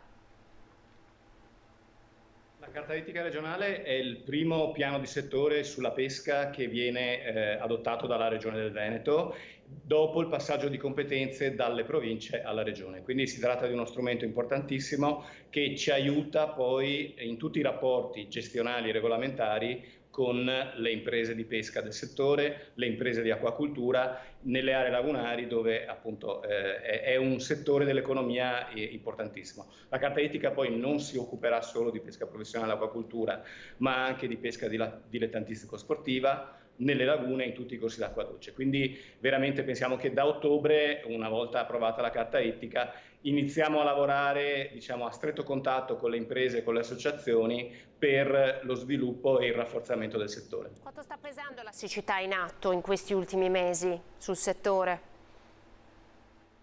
Su questo può dire il sindaco, perché purtroppo vive una situazione drammatica anche a livello territoriale. Sì, oggi, stamattina, ringrazio la Regione per l'attenzione naturalmente dovuta al territorio, in particolare l'assessore Corazzari che è sempre vicino, però questa mattina ho aperto lo stato di crisi per quanto riguarda la situazione soprattutto dell'agricoltura. Noi con le riserve del Cuneo Salino sono 20 giorni che non riusciamo a irrigare i campi e in più la mancanza della pioggia ha creato una salinità eccessiva nelle lagune dovuta anche da una circolazione dell'acqua che non è sicuramente favorevole appunto da mancanza della pioggia e quindi potrebbe compromettere anche gli allevamenti di cozze per quanto riguarda la raccolta delle vongole, quindi la situazione è veramente molto ma molto critica. Se non ci sarà un cambiamento per quanto riguarda il meteo, che la vedo anche difficile per tutta l'estate, credo che veramente avremo un paio di mesi molto difficili da affrontare.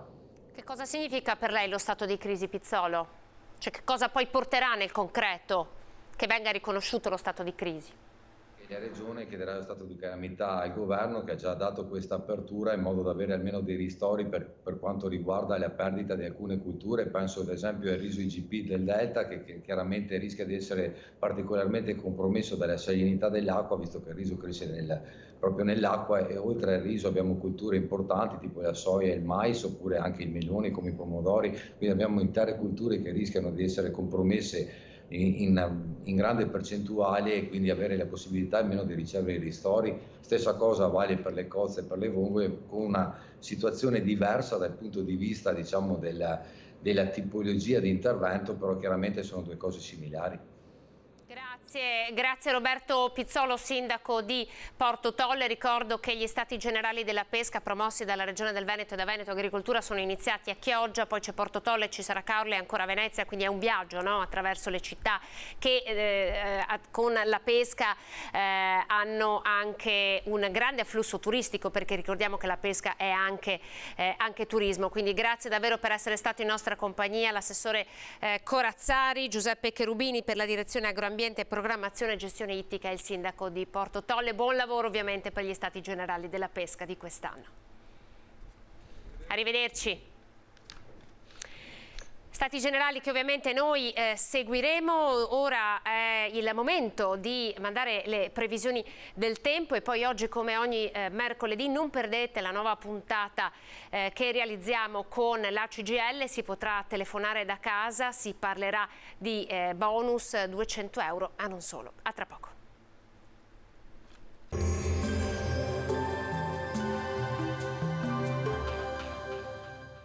Tonadel Sunplast fornisce ed installa tende e coperture tecniche, avvolgibili, serramenti in PVC e in alluminio, porte da interni.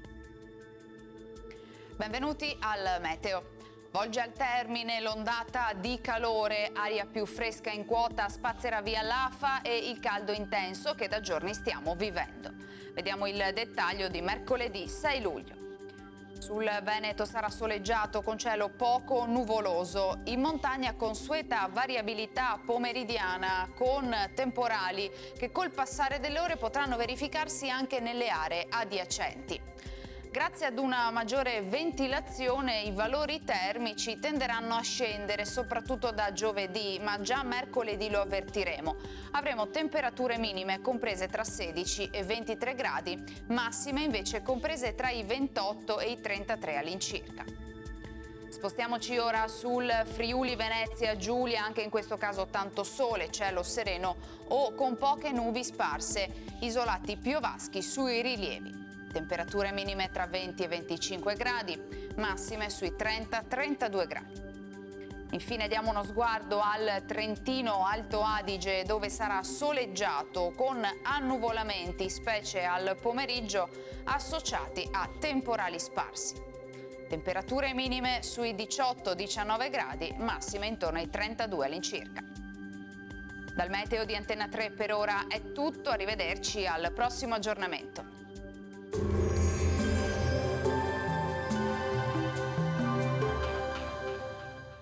Tonadel Sunplast vi aspetta nello showroom di Farra di Soligo, dove troverete le giuste risposte alle vostre esigenze di arredo esterno.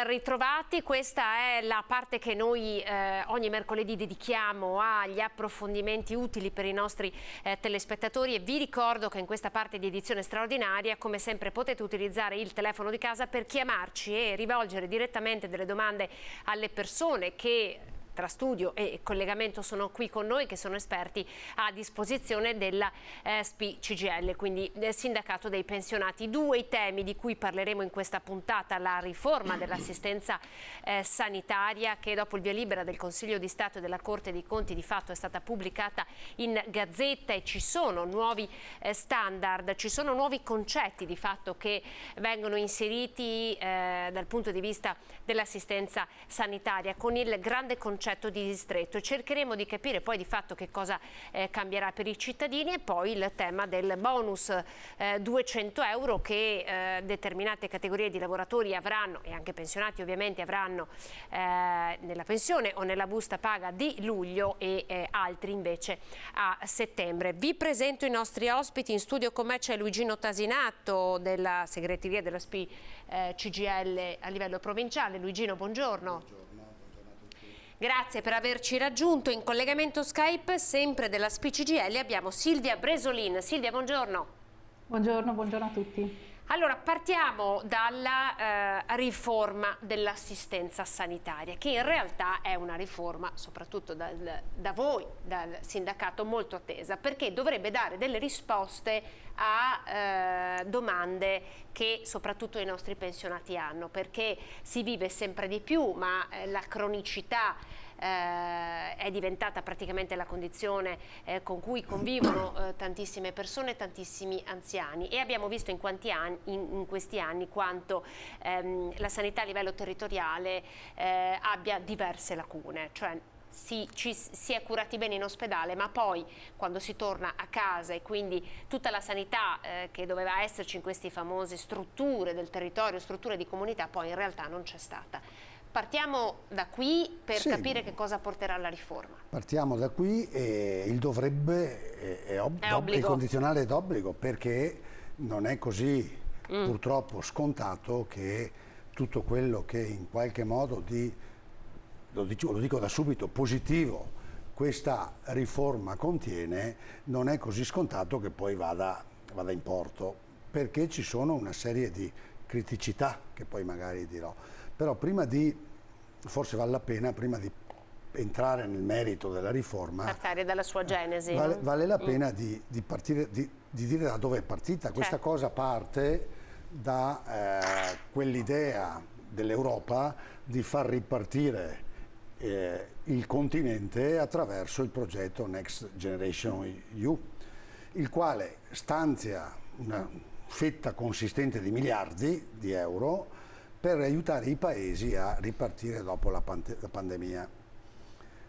L'Italia è uno dei paesi che ne utilizza di più di questi fondi, che, attenzione, non sono regali, sono in parte fondi a fondo perduto, ma per la maggior parte sono prestiti agevolati e quindi sono soldi che bisogna restituire. Ecco, questi soldi però, diversamente da come succedeva nel passato, non sono un bancomat per cui uno va lì, prende i soldi e poi decide come spenderli. Vanno spesi sotto il controllo dell'Europa e con progetti precisi, e soprattutto i progetti sono collegati alle riforme, che è una parola... Vincolati alle riforme. È una parola, no? che a noi non sta un po' stretta di solito, almeno nella storia di questo paese. Ecco, noi abbiamo fatto un piano nazionale che si chiama PNRR, che serve a gestire questa parte di fondi, che sono oltre 200 miliardi, che arriveranno dall'Europa, e comprende tutta una serie di interventi. Sono 6 missioni in tutto, le chiamano missioni, i capitoli, insomma, 6 capitoli, suddivisi in varie componenti. Quello di cui parliamo oggi è la missione 6, che, attenzione, non ha il titolo sanità, ha il titolo salute, che è una cosa diversa, nel senso che l'idea che sta sotto a questa riforma è quella di non parlare più di sanità da una parte, cioè la cura, e di sociale dall'altra, ma di parlare di un concetto esteso di salute che comprende il sociosanitario, tutto insieme. Che è un po' quello che il Veneto volle fare all'epoca, unendo anche gli assessorati, no? Certo. Uno dei capisaldi di questa cosa, una delle basi che l'Europa pone su questa cosa, è che però le riforme sono nazionali, e quindi uno dei punti di criticità che già ci sono è che il decreto legge 71 e 77 successivo stabilisce dei livelli essenziali di assistenza minimi che devono essere uguali per tutte le regioni, e la cosa non è già qui così semplice. Mentre ci sono regioni più, la nostra non è la più virtuosa, ci sono regioni più avanti, diciamo così, nella garanzia dei livelli assistenziali minimi, ce ne sono altre purtroppo indietro, e queste regioni hanno bisogno di essere portate avanti, quindi la riforma avrà un suo percorso, diciamo così, un po' più facile su dove è già strutturato, molto purtroppo più difficile dove non è strutturato. Però sembrerebbe dai primi 6 mesi che le cose stessero andando anche bene. Ecco, ho detto 6 mesi perché un altro dei vincoli del piano è che le riforme non possono essere fatte quando si vuole, hanno dei tempi e dei modi ben precisi. E questa è una buona cosa, no? Sì, solo che se non si rispettano quei tempi e quei modi si perdono i finanziamenti. Cioè non è che si perdono i finanziamenti, quindi è una prova importante per il sistema paese, quella di... Tant'è che anche in Parlamento si è dovuto ricorrere allo strumento del decreto, perché se si aspettavano, diciamo così, i tempi della politica nostrana, era complicato rispettare le scadenze. Quindi ci insegna un metodo, e sarà un metodo che dovremo portarci dietro, perché un altro dei vincoli che il PNRR pone, poi smetto su questa cosa e vado nel merito, è che tutto quello che si realizza deve poi continuare, non può essere realizzato perché ci sono i soldi e poi finire, come purtroppo ogni tanto facciamo. Succede. Devono essere progetti che poi continuano nel tempo in autonomia, con gambe proprie, cioè i soldi che arrivano servono ad avviare il progetto. Sono investimenti, no? Poi sostanzialmente. Quindi le riforme devono essere in grado di gestire, di programmare, progettare, ma poi anche gestire le cose che si fanno. Allora, Luigino, la riforma dell'assistenza sanitaria, proviamo un po' a andare a scandagliarla. Se non sbaglio, contiene al suo interno il concetto di standard, sì, che è un concetto importante, soprattutto se dobbiamo pensare che si tratta di una riforma che deve interessare tutta l'Italia, no? Quindi sì, non solo la Regione del Veneto, e quindi non solo un'azienda sanitaria, ma tutte le aziende sanitarie del Veneto, e il concetto di comunità. Certo, sono i due punti cardine. Allora, lo dicevo prima, il titolo del decreto è regolamento recante la definizione dei modelli standard per lo sviluppo dell'assistenza territoriale, quindi deve sviluppare dei modelli standard e si sviluppa dentro a un concetto diverso da quello precedente, e cioè individua una serie di comunità e dentro alle comunità ogni comunità sviluppa il suo sistema di assistenza territoriale utilizzando, cioè garantendo i livelli minimi di standard previsti dalla normativa nazionale. Quindi si parla espressamente di progetto di salute, nel senso che si dice che bisogna analizzare qual è la stratificazione della società in quel determinato contesto e alla base e con questi dati poi si procede alla classificazione dei bisogni per andare poi a garantire gli standard di assistenza che devono rispondere a questi bisogni. Quindi potrebbero anche essere diversi fra zona e zona, settore e settore, perché non tutti i bisogni sono uguali, però ecco, sono comunque collegati a un minimo di... Queste comunità, diciamo così, sono individuate con dei numeri anche ben precisi e sono, la legge definisce proprio che devono essere una ogni 100.000 abitanti e si chiamano distretti, da non confondere con i vecchi distretti che noi siamo abituati a conoscere, quelli delle ASL, perché qui non stiamo parlando solo della sanità, certo, ma stiamo parlando di un progetto generale di sociosanitario. Uno ogni 100.000 abitanti vuol dire, per esempio, città di Treviso 8. A Treviso ce ne saranno 8 distretti e sono già stati individuati perché il PNRR non lascia tempi lunghi, entro il 30 di giugno bisognava già fare tutti i progetti e sono stati fatti, tant'è che sono stati già assegnati anche tutti i soldi, adesso qua non entro nel merito perché sarebbe lungo. Però ci sta dicendo che siamo a buon punto, cioè la macchina è partita. La macchina è partita, sono stati fatti tutti i progetti e sono stati assegnati anche tutte le risorse. Adesso ci sono gli step, si chiamano, il mio inglese non è forte, ma si chiamano milestone, pietre miliari, e in cui l'Europa chiede di fare una verifica di dove siamo arrivati, collegati a questi ci sono le erogazioni delle tranche di soldi e si arriverà alla fine del 2025 ci dovrebbe arrivare con il sistema pronto. Ecco, qui prima di entrare nel merito, c'è un altro problema serio, serissimo, che è questo.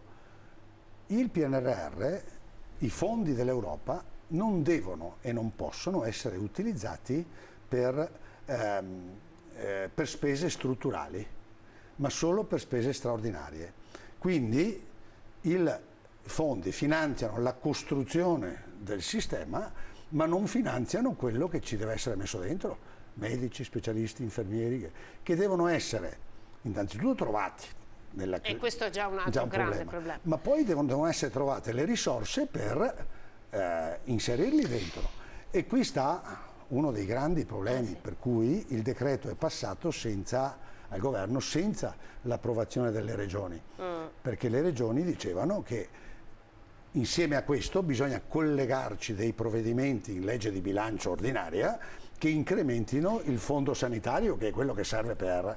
Invece nella legge di bilancio anche ultima non c'è stato assolutamente nulla. Giusto per darvi due numeri, no? Perché poi su internet, se volete trovare informazioni su questa riforma sanitaria, trovate tutto. Per darvi due numeri, all'interno di ogni distretto ci devono essere le case di comunità, gli ospedali di comunità.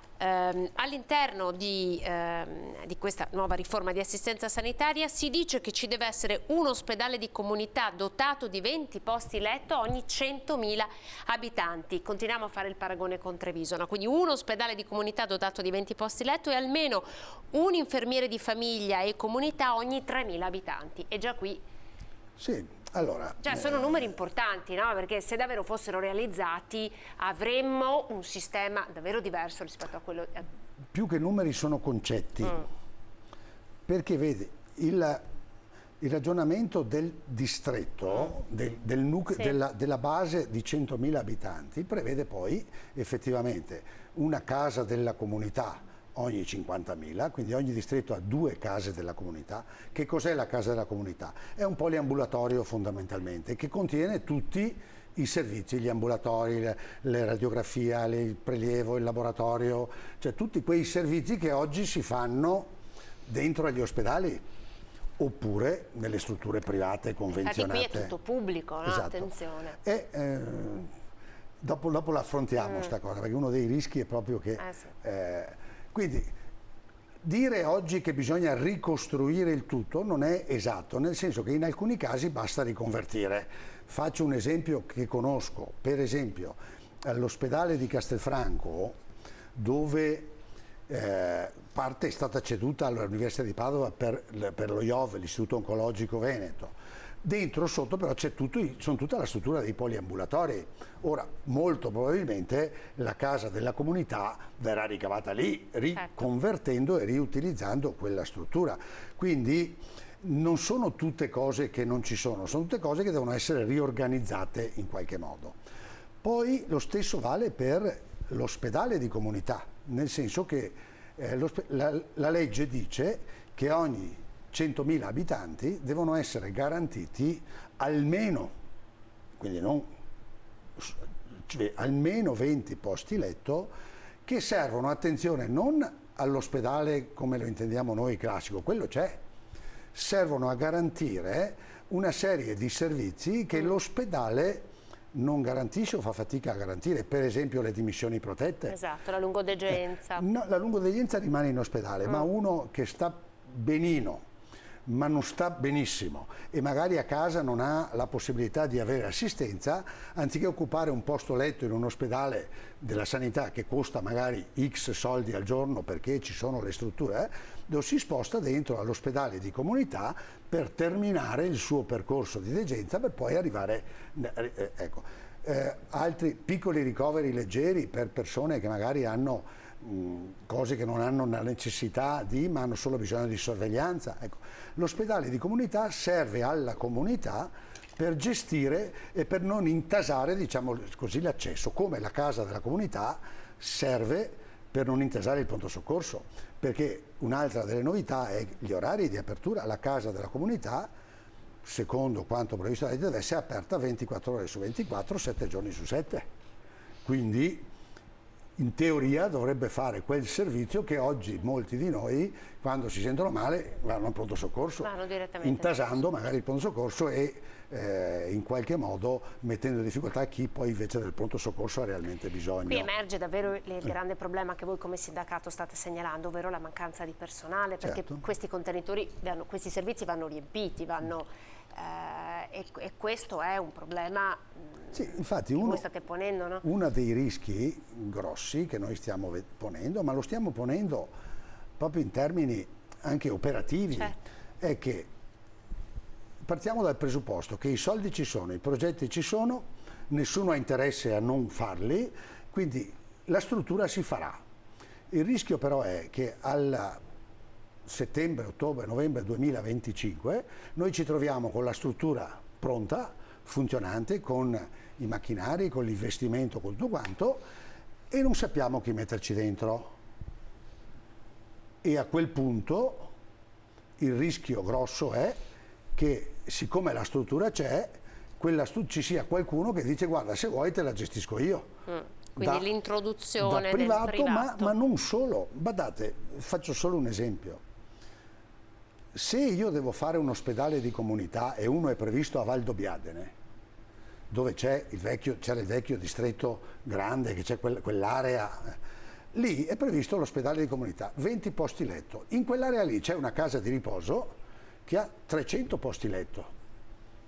Siccome l'ospedale di comunità non ha bisogno di una specializzazione da ospedale, ma abbiamo detto è un 300, gestire 300, gestire 320, cambia di poco. E lì, ecco che questo significa consegnare in mano al privato o ad altro pubblico, che però non è la sanità, perché le case di riposo hanno un loro regolamento, sono IPAB, eccetera, eccetera, consegnare questo ad altri. E questo sarebbe meno peggio, perché quantomeno resterebbe pubblico. Però pensate alle case di comunità che hanno i poliambulatori, se non ci sono le persone o il personale da metterci dentro, è chiaro che strutture private, queste sì private, come non posso fare nomi, ma quelli dove andiamo tutti di solito in giro, possono tranquillamente candidarsi in convenzione a gestire questa cosa, e quindi significherebbe spostare verso il privato la struttura costruita con i finanziamenti pubblici. Questa è la nostra paura. Sarebbe interessante, io davvero invito, se c'è qualcuno di voi che ci sta seguendo, no, e può raccontarci la propria esperienza per andare a sottolineare come un'assistenza di prossimità sia quanto mai necessaria comunque oggi nel nostro sistema sanitario, perché ad esempio una di la vecchia riforma di Azienda Zero era proprio quella di creare ospedali di comunità, di dare al territorio un'assistenza di prossimità, cosa che poi in realtà non è stato fatto, cioè non si è realizzato per come era stato pensato. Si è realizzata in parte, nel senso che poi quando si fanno cambiamenti di questo tipo o c'è una spinta forte come quella che c'è in questo momento dal governo, oppure anche perché devono essere coinvolti tutti i soggetti, pensiamo ai poliambulatori, no? Le medicine di comunità. Diventa più difficile onestamente. Qualcosa si è fatto, diciamo che non sono stati rispettati i tempi con cui si dovevano fare le cose, e adesso invece bisognerà rispettarli. Ce la faremo, dal punto di vista, come ripeto, dal punto di vista organizzativo sì. Quanto distanti siamo da questi standard secondo lei? In Veneto? In Veneto non siamo distantissimi, nel senso che prendiamo ad esempio la COT, la centrale operativa territoriale. È previsto che ci sia una centrale operativa che coordina tutto il sistema del distretto, quindi una ogni 100.000 abitanti. Se noi prendiamo oggi l'ASL, fra Asolo, Pieve di Soligo e Treviso nella provincia, le COT sono 3 più i centri sono 3 più altri 2 che sono, insomma, in qualche modo adesso il sistema in Veneto, a Treviso almeno, se uno accende il computer e sa un po' manovrare, può avere accesso alla sanità. Qui si va un po' oltre, nel senso che se ne fa una ogni 100.000 abitanti, e questa centrale operativa ha anche, come dire, un compito di prevenzione in collegamento con l'assistenza domiciliare, piuttosto che, nel senso che se io cittadino non mi faccio mai vivo col servizio sociosanitario e attraverso il fascicolo elettronico, che è un altro completamento che bisogna fare, cioè la mia situazione sociosanitaria viene registrata dentro a un fascicolo personale sanitario, si vede che io non ho contatti con il sociosanitario da 1, 2, 3, 4 anni, qualcheduno si prende la briga di contattarmi e dirmi: oh, stai bene? Sì. Questo è il passo successivo, perché la sanità funziona bene se cura quello che in qualche modo capita, ma si fa anche prevenzione rispetto alle cose che non capitano, e quindi il senso anche di una riorganizzazione di questo tipo, che prima non c'era, è anche questo. È chiaro che il progetto è ambiziosissimo ed è buono, soprattutto perché riguarda tutto il paese. Esatto, e non solo tutto il paese, Luigino, mi permetta, ma va anche a uniformare situazioni diverse in Veneto, Certo. ma noi lo stiamo vedendo come giornalisti, provincia di Treviso, provincia di Padova, provincia di Verona, cioè non è uguale per tutti il tipo di assistenza che c'è, soprattutto per proprio quella parte di cura, di presa in carico del paziente quando esce dall'ospedale e prima di arrivare a casa. Anche qui non c'è uniformità. E da qui la necessità di dare degli standard. Ecco, attenzione però, perché una certa discrezionalità ai distretti viene lasciata.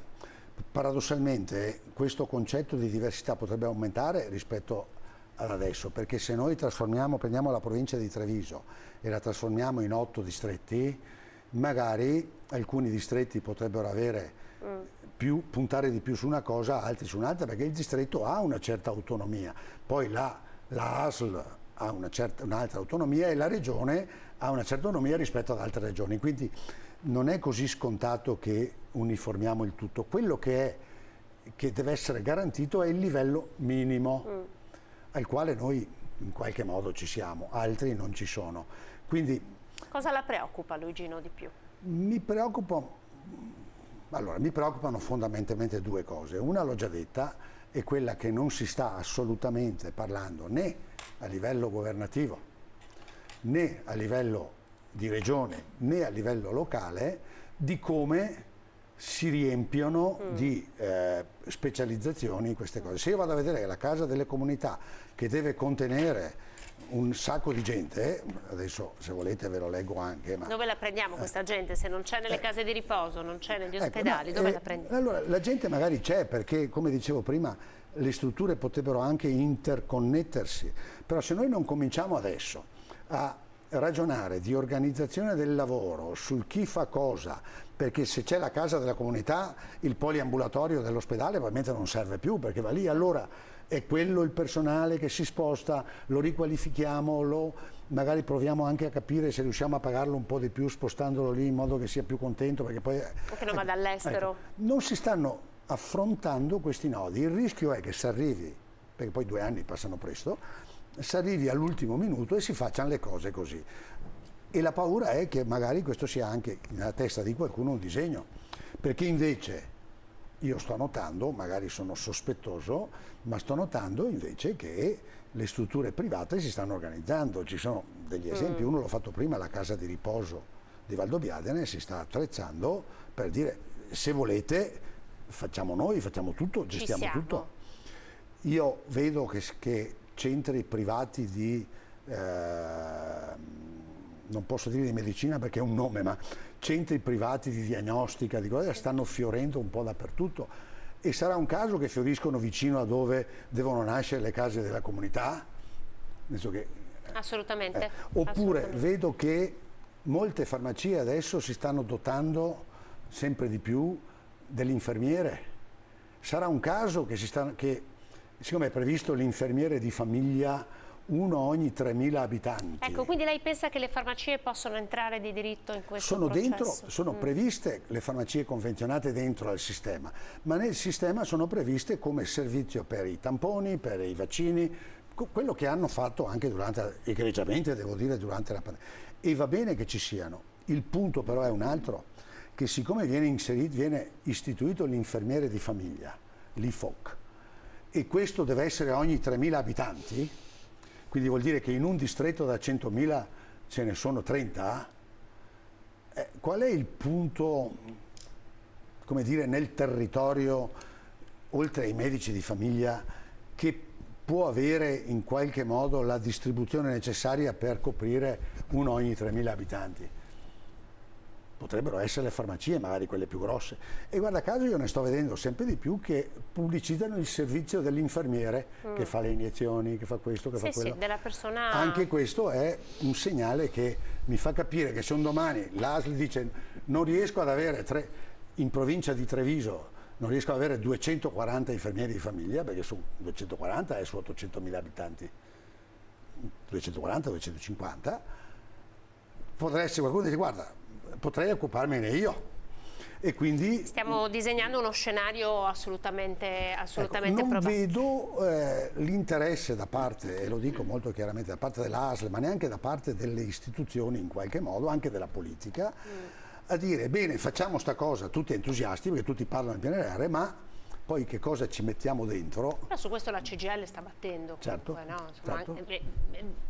Bene, nel senso che poi alla fine sono le ricadute sul territorio, no? La famosa cura, la salute Poi, delle ripeto, persone. io non sono a priori contro il privato, proprio il privato a pagamento no, ma il privato convenzionato io non sono a priori contro, nel senso che poi se io ho il servizio che lo paghi all'ASL, che lo paghi al privato convenzionato, pago uguale. Il problema però è che l'ASL, quando paga il privato, non deve pagare di più del costo e invece sta succedendo questo. Succede questo. E allora, siccome siamo tutti sensibili ai soldi pubblici perché sono soldi nostri, bisogna che se l'operazione diventa questa, in cui c'è una collaborazione fra pubblico e privato convenzionato, allora l'operazione deve essere chiara e trasparente.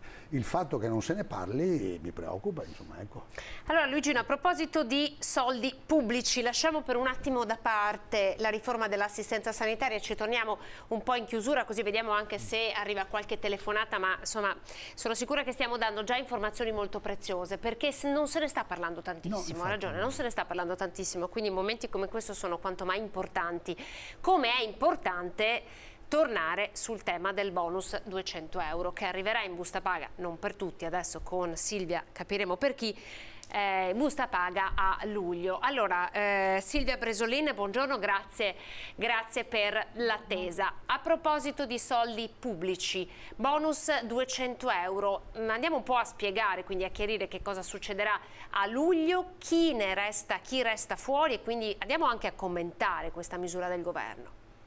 Allora, parliamo di una misura varata dal decreto legge 50, per cui i 200 euro spettano sostanzialmente quasi a tutti, coloro che hanno un rapporto di lavoro e coloro che sono pensionati. Mi soffermo un attimo di più sui pensionati perché sostanzialmente i pensionati avrebbero dovuto ricevere nella mensilità del mese di luglio i 200 euro accreditati direttamente dall'INPS senza presentare nessuna domanda. Ora capiamo chi ne ha diritto e cosa succede se non ho ricevuto i 200 euro.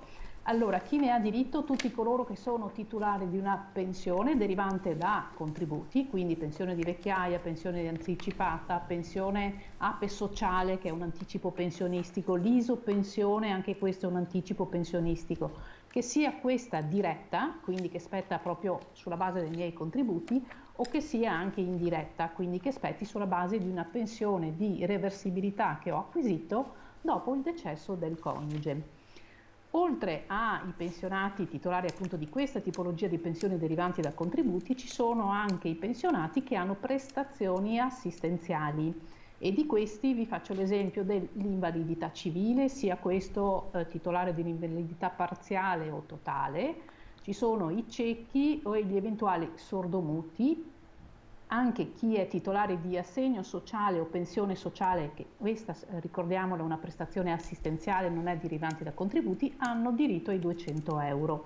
Quindi tutti questi soggetti avrebbero dovuto trovarsi accreditati nella mensilità di luglio i 200 euro, sempre che sottostiano al limite di reddito che sappiamo essere di 35.000 euro, relativo all'anno 2021, con esclusione delle competenze pagate con tassazione separata, tassate con la tassazione separata, del TFR della casa d'abitazione.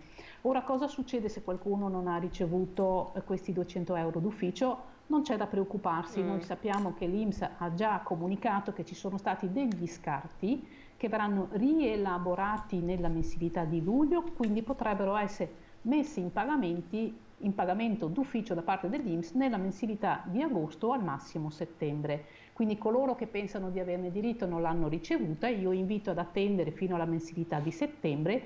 Nel caso poi verranno nei nostri uffici, noi provvederemo a verificare il diritto e poi eventualmente chiedere all'INPS di ricostituire la pensione e quindi di pagare eventualmente la cifra spettante.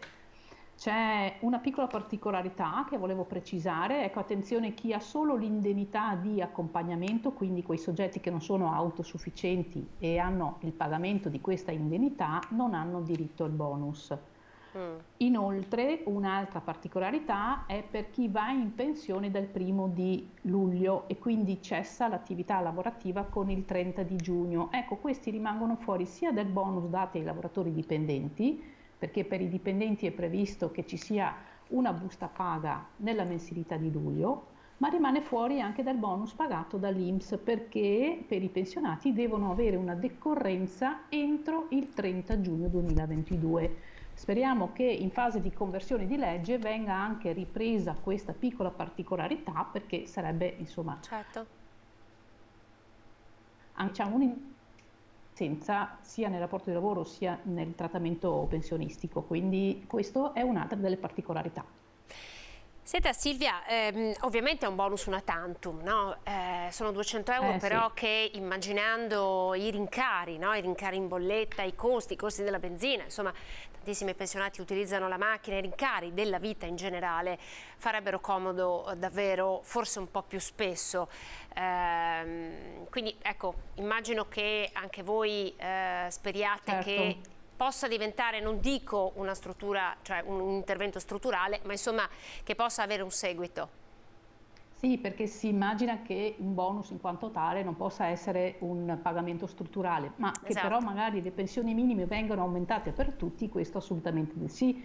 La CGIL e lo SPI è da molto tempo che si batte per riuscire ad avere un minimo vitale che sia sicuramente più accettabile, soprattutto visto anche i rincari che ci sono negli ultimi tempi e che sicuramente non verranno a scemare anche nel prossimo tempo, perché non pensiamo di ritornare indietro con i costi delle bollette che c'erano un anno fa, purtroppo, nonostante, anche se le cose migliorano a livello internazionale, ma molto probabilmente benzina, gas, Enel, quindi luce, non torneranno sicuramente ai livelli prima, quindi i pensionati sono effettivamente in difficoltà chiaramente per affrontare tutte queste spese, per non parlare poi dell'aumento dei prezzi che c'è di conseguenza su qualsiasi tipo di prodotto.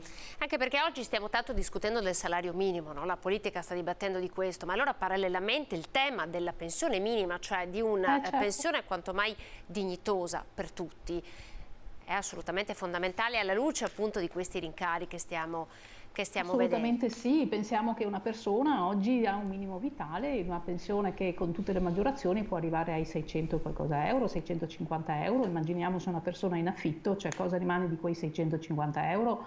Cioè, veramente è impensabile, ci sono tante situazioni di difficoltà in effetti per cui poi il soggetto in difficoltà deve rivolgersi ai comuni, sperare che ci sia anche da parte del comune delle disponibilità finanziarie per sostenere queste famiglie o questi soggetti anche da soli, quindi sarebbe indispensabile sicuramente rivedere quello che è almeno il trattamento minimo della pensione, cioè io non dico facciamo un'altra maggiorazione su un'altra maggiorazione, diamo un altro bonus, sappiamo bene quanti provvedimenti ci sono sulle pensioni, parliamo di 13ª, somma aggiuntiva alla 13ª, 14ª, che anche questa è stata pagata a luglio, maggiorazioni sociali, cioè ci sono tutta una serie di provvedimenti che vengono ad aggiungersi alla pensione vera e propria. Io dico partiamo dalla base, aumentiamo almeno il trattamento minimo, senza dover poi sottostare a tutta un'altra serie di provvedimenti. Sì, che è un intervento. Abbiamo una telefonata, mi dicono, dalla regia, vediamo se il tema è quello dell'assistenza sanitaria oppure quello delle pensioni. Pronto? Pronto, mi sente? Sì, sì, la sentiamo, prego. Io volevo chiedere, io sono un pensionato che però ha l'accompagnatoria perché sono disabile. Mi spetta il bonus di 200 euro oppure no? Silvia. Allora, se lei è titolare di una pensione e anche dell'indennità di accompagnamento, assolutamente sì, essendo titolare di una prestazione previdenziale qual è la pensione, rispetterà i 200 euro. Io prima dicevo e accennavo a chi è solamente titolare di un'indennità di accompagnamento e non ha nessun altro trattamento in pagamento. Va bene, grazie tante. Buone notizie allora, buone notizie, grazie per averci Grazie per averci chiamato. Ovviamente Silvia, i vostri uffici sono a disposizione per tutti i chiarimenti, per tutte le domande in merito a questo bonus. Insomma, 200 euro sono importanti quanto mai, come dicevamo. Faccio un'altra specifica che poi è venuta alla luce appunto dopo la pubblicazione della circolare dell'INPS. I titolari di pensioni indirette, quindi sono quei soggetti che sono venuti titolari di una pensione sulla base del decesso di un coniuge, quindi la pensione di reversibilità sostanzialmente, hanno diritto ai 200 euro, non solo il coniuge, ma se ci sono figli che hanno diritto alla contitolarietà, quindi un figlio studente fino ai 26 anni universitario piuttosto che un figlio minore, ognuno di questi contitolari ha diritto ai propri 200 euro. Quindi il vedovo o la vedova, ammettiamo che abbia 2 figli, un figlio minore che sta studiando o comunque un figlio minore e quindi potrebbe anche essere piccolissimo, vabbè, e un figlio che sta studiando fino al massimo 26 anni di età, 2 figli, 2 quote di pensione, 2 quote di bonus, quindi 200 euro al titolare e altri 200 euro ogni contitolare. Arriviamo a, in questo caso, in questo esempio, 600 euro. Quindi è bene sapere anche questa cosa per capire e poter verificare poi se quello che è stato pagato è corretto oppure no. Assolutamente, anche qui versamento automatico sostanzialmente. Certo, assolutamente sì. Grazie Silvia, andiamo un attimo in pubblicità, poi abbiamo ancora 15 minuti per parlare con i nostri ospiti e ovviamente se lo vorrete fare le vostre domande. A tra poco.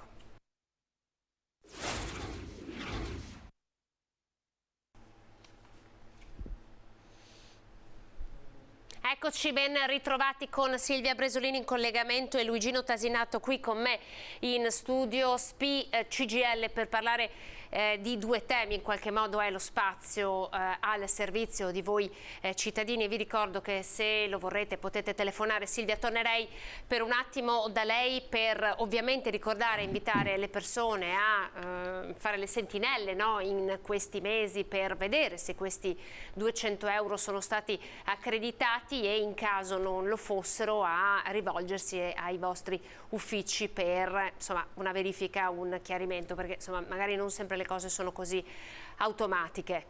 Certo, ricordo ai pensionati quindi eventualmente di attendere, avere pazienza fino alla mensilità di settembre, poi eventualmente credendo o presumendo di averne diritto di passare presso i nostri uffici, noi faremo le dovute verifiche ed eventualmente anche la domanda all'INPS nel caso. Esatto, c'è una telefonata Silvia, mi perdoni perché vorrei prenderla, pronto? Sì, pronto? Prego, sì, l'ascoltiamo. Sì, ascolti, io sono un pensionato di 82 anni di Trevisuolo Verona e vorrei sapere il perché mi hanno dato i 200 euro di bonus, diciamo, no? E mi hanno tolto i 500-600 di come si dice, di 14esima, scusi. 14esima, cioè... Sì, la 14esima me l'hanno tolta e mi hanno dato i 200 euro di bonus. È un po'. Ok, mentre gli anni precedenti la 14esima lei la riscuoteva, vero? Sì, l'ho ricevuto l'anno scorso, l'altro anno, da quando che è venuta fuori. Perfetto. Perché io sono un pensionato di 700 euro, non di 1000 euro. Perfetto. Quindi da quello che ci sta dicendo comunque il diritto alla 14esima dovrebbe ancora esserci anche per quest'anno se nulla è variato come redditi. Io la invito lo stesso appunto quindi ad attendere il mese di luglio, ormai è passato agosto, e entro settembre, se non vede il pagamento, di rivolgersi al patronato più vicino a lei per fare poi l'eventuale domanda come si fa anche nel caso in cui non venisse pagato il bonus dei 200 euro. Può capitare che in fase di elaborazione automatica venga scartato il suo nominativo per un qualsiasi banale errore dovuto dall'elaborazione fatta dai computer e quindi poi non c'è problema, lei può fare comunque la domanda ed avere il pagamento anche fra un paio di mesi o non appena sarà elaborata la domanda che faremo. Va bene, no, io sono rimasto stupito perché mi hanno dato i 200, ma mi hanno tolto, la 14esima. Capisco, i 200 euro comunque non possono influire sul pagamento della 14esima. Esatto, quindi, è quello che io non mi aspettavo. Sì, lei aspetti ancora le prossime 2 mensilità al massimo fino a settembre, poi le consiglio si rivolga pure all'ufficio dello SPI e vada a fare la richiesta. Va bene, grazie del disturbo. Buongiorno. Grazie per averci Grazie a chiamato, voi. perché così insomma in qualche modo può aver anticipato una domanda che altri telespettatori avrebbero voluto fare, no? Quindi il consiglio è attendere 2 mensilità, Silvia lei diceva, e se no rivolgersi ai vostri sportelli in modo da far attivare insomma una segnalazione all'INPS. Certo. È successo anche negli anni precedenti, la 14ª non sempre è arrivata in modo automatico nella mensilità di luglio, ma poteva anche arrivare qualche mensilità dopo a seguito delle rielaborazioni di quei famosi scarti di cui parlavo anche per il bonus dei 200 euro. Quindi aspettiamo un paio di mesi, perché è inutile che ci affrettiamo subito, però teniamo verificata appunto l'importo in pagamento, e se questa non dovesse avvenire venga pure presso i nostri uffici. Grazie. Voleva dire qualcos'altro Silvia? Sì, no, aggiungevo anche per quel che riguarda i 200 euro, ricordiamo che spetta anche ai titolari di reddito di cittadinanza. Anche questo sarà accreditato con la mensilità del mese di luglio, aumentando l'importo appunto che viene accreditata nella carta. Oltre ai titolari di reddito cittadinanza, anche chi è titolare di NASPI, quindi di prestazione di disoccupazione, ha diritto ad avere i 200 euro. Questi però saranno pagati, attenzione, non con la mensilità a luglio, ma da ottobre. Ed è necessario essere titolare della NASPI nel corso del mese di giugno, quindi chi da luglio in poi non avesse più diritto alla prestazione di disoccupazione non avrà diritto purtroppo nemmeno ai 200 euro. Non ci sono i 200, c'è un'altra telefonata, pronto? Sì, pronto, buongiorno, Nadia da Treviso. Prego. Buongiorno anche ai suoi ospiti. Niente, io volevo chiedere alla signora Luigino. Perché danno i 200 euro ai studenti e alla mamma o il papà che percepisce la pensione, e non danno chi ha la moglie a carico, senza pensione, senza niente. Grazie, arrivederci e buona giornata. Grazie Silvia. Allora, signora Luigina, non ha tutti i torti sicuramente, purtroppo la prestazione è legata alla titolarietà di una prestazione, che sia questa pensionistica o assistenziale che abbiamo visto. Purtroppo il singolo, il coniuge che è titolare solo della pensione per se stesso ha una moglie a carico, è vero, per la moglie non spetta nulla, sono d'accordo con lei. Però purtroppo questa manovra è legata alla titolarietà di una prestazione piuttosto che di un rapporto di lavoro o di una disoccupazione, quello che ci siamo detti prima, un reddito di cittadinanza. Quindi ha ragione signora, solo 200 euro per suo marito e purtroppo il coniuge non spetta nulla. Questo però è quello che purtroppo è stato varato nel decreto. Che è un po' delle tante incongruenze sì, no, sì, di certo, questo, come il fatto che non spetta ai un precari, paio. che non spetta alle casalinghe, insomma ce ne sono tanti. Grazie Silvia, un passaggio, un commento no, che stiamo facendo su queste incongruenze. Sì, no, ce n'è un'altra incongruenza, mi è capitato proprio ieri in ufficio, un lavoratore che ha il contratto che scade a termine, che scade il 30 di giugno. Allora, in giugno non è in disoccupazione, quindi anche se va in NASPI a luglio deve essere disoccupato a giugno, non era, e a luglio non è occupato perché finisce il 30 di giugno, quindi è in mezzo e non lo prende. Non lo prende perché non è dipendente a luglio e non lo prende perché non è disoccupato a giugno. Quindi sono incongruenze che purtroppo quando si fanno le norme è difficile prevedere tutto e capitano questi casi. Forse ci vorrebbe così un tavolo di confronto maggiore con i sindacati, no? Che magari queste cose possono segnalarle. In ultima battuta, abbiamo pochi minuti, però volevo fare una battuta con lei, Luigino Tasinato, sulla sanità territoriale del futuro, no? Allora, uno dei grandi... No, abbiamo un'altra telefonata. Sì, ascoltiamola. Sì, pronto? Sì, buongiorno. Buongiorno, prego, l'ascoltiamo. Io chiamo per mia mamma, nel senso che mia mamma ha preso sempre la 14ª, avendo una pensione di 500 euro. Da quest'anno, per quello non lo so, chiedo, è mancato il mio papà e lei adesso prende la reversibilità che arriva a circa 1.000 euro, poco più, e non ha preso più la 14ª, è per quello? Sì, esatto, Se posso le confermo, quindi il limite di reddito praticamente per aver diritto alla 14ª sono sostanzialmente, se vogliamo, al massimo 1.050 euro lordi mensili. Se la mamma, appunto, sommando i due trattamenti di pensione, quindi la reversibilità del papà e la sua diretta, va a superare questa cifra, ovviamente non avrà più diritto alla 14ª, questo è vero. Ah, allora è per quello, perché li prende non lordi, ma come si dice? Netto. Netti, li prende Esatto. netti, perciò per quello non gli danno più la 14ª. Ho capito. Sì. Se ha qualche Grazie dubbio, mille. poi eventualmente vada a fare controllare dal sindacato pensionati più vicino a casa sua, se ha qualche dubbio. No, ma se è per quello, sì, perché prima mio papà prendeva la sua, lei prendeva la sua, però di 500 euro, ma adesso prende di più perché ha la responsabilità, insomma. Va bene, la ringrazio molto allora della risposta. Buona giornata e buon lavoro. Grazie per averci. Avete visto, insomma, si sono scatenate le telefonate proprio in chiusura di trasmissione. Luigi, abbiamo pochissimo tempo, però un cambiamento che questa riforma di sanità territoriale porterà.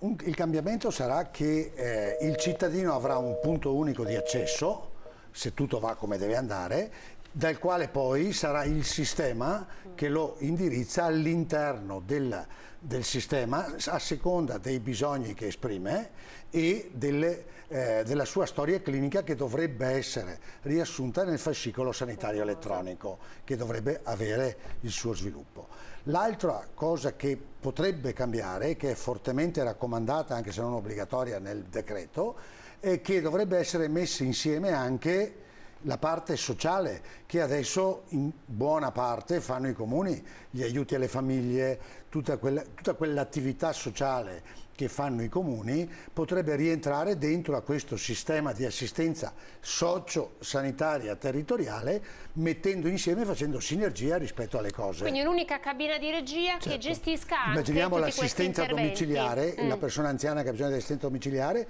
può aver bisogno di assistenza psicologica e anche fisica, infermieristica. Fare tutt'uno potrebbe essere una sinergia che alla fine conviene a tutti. E noi monitoreremo poi, insomma, anche noi. E anche voi ovviamente, per capire come si stanno muovendo le cose, anche insomma, alla luce di questi famosi standard a cui ci si dovrà adeguare con questa nuova riforma di sanità territoriale. Io ringrazio i nostri ospiti Luigino Tasinato e Silvia Bresolin della SPCGL per questa bella puntata, e ovviamente voi telespettatori per essere stati in nostra compagnia. Arrivederci con Prima Edizione che torna domani alle 12. Arrivederci a tutti.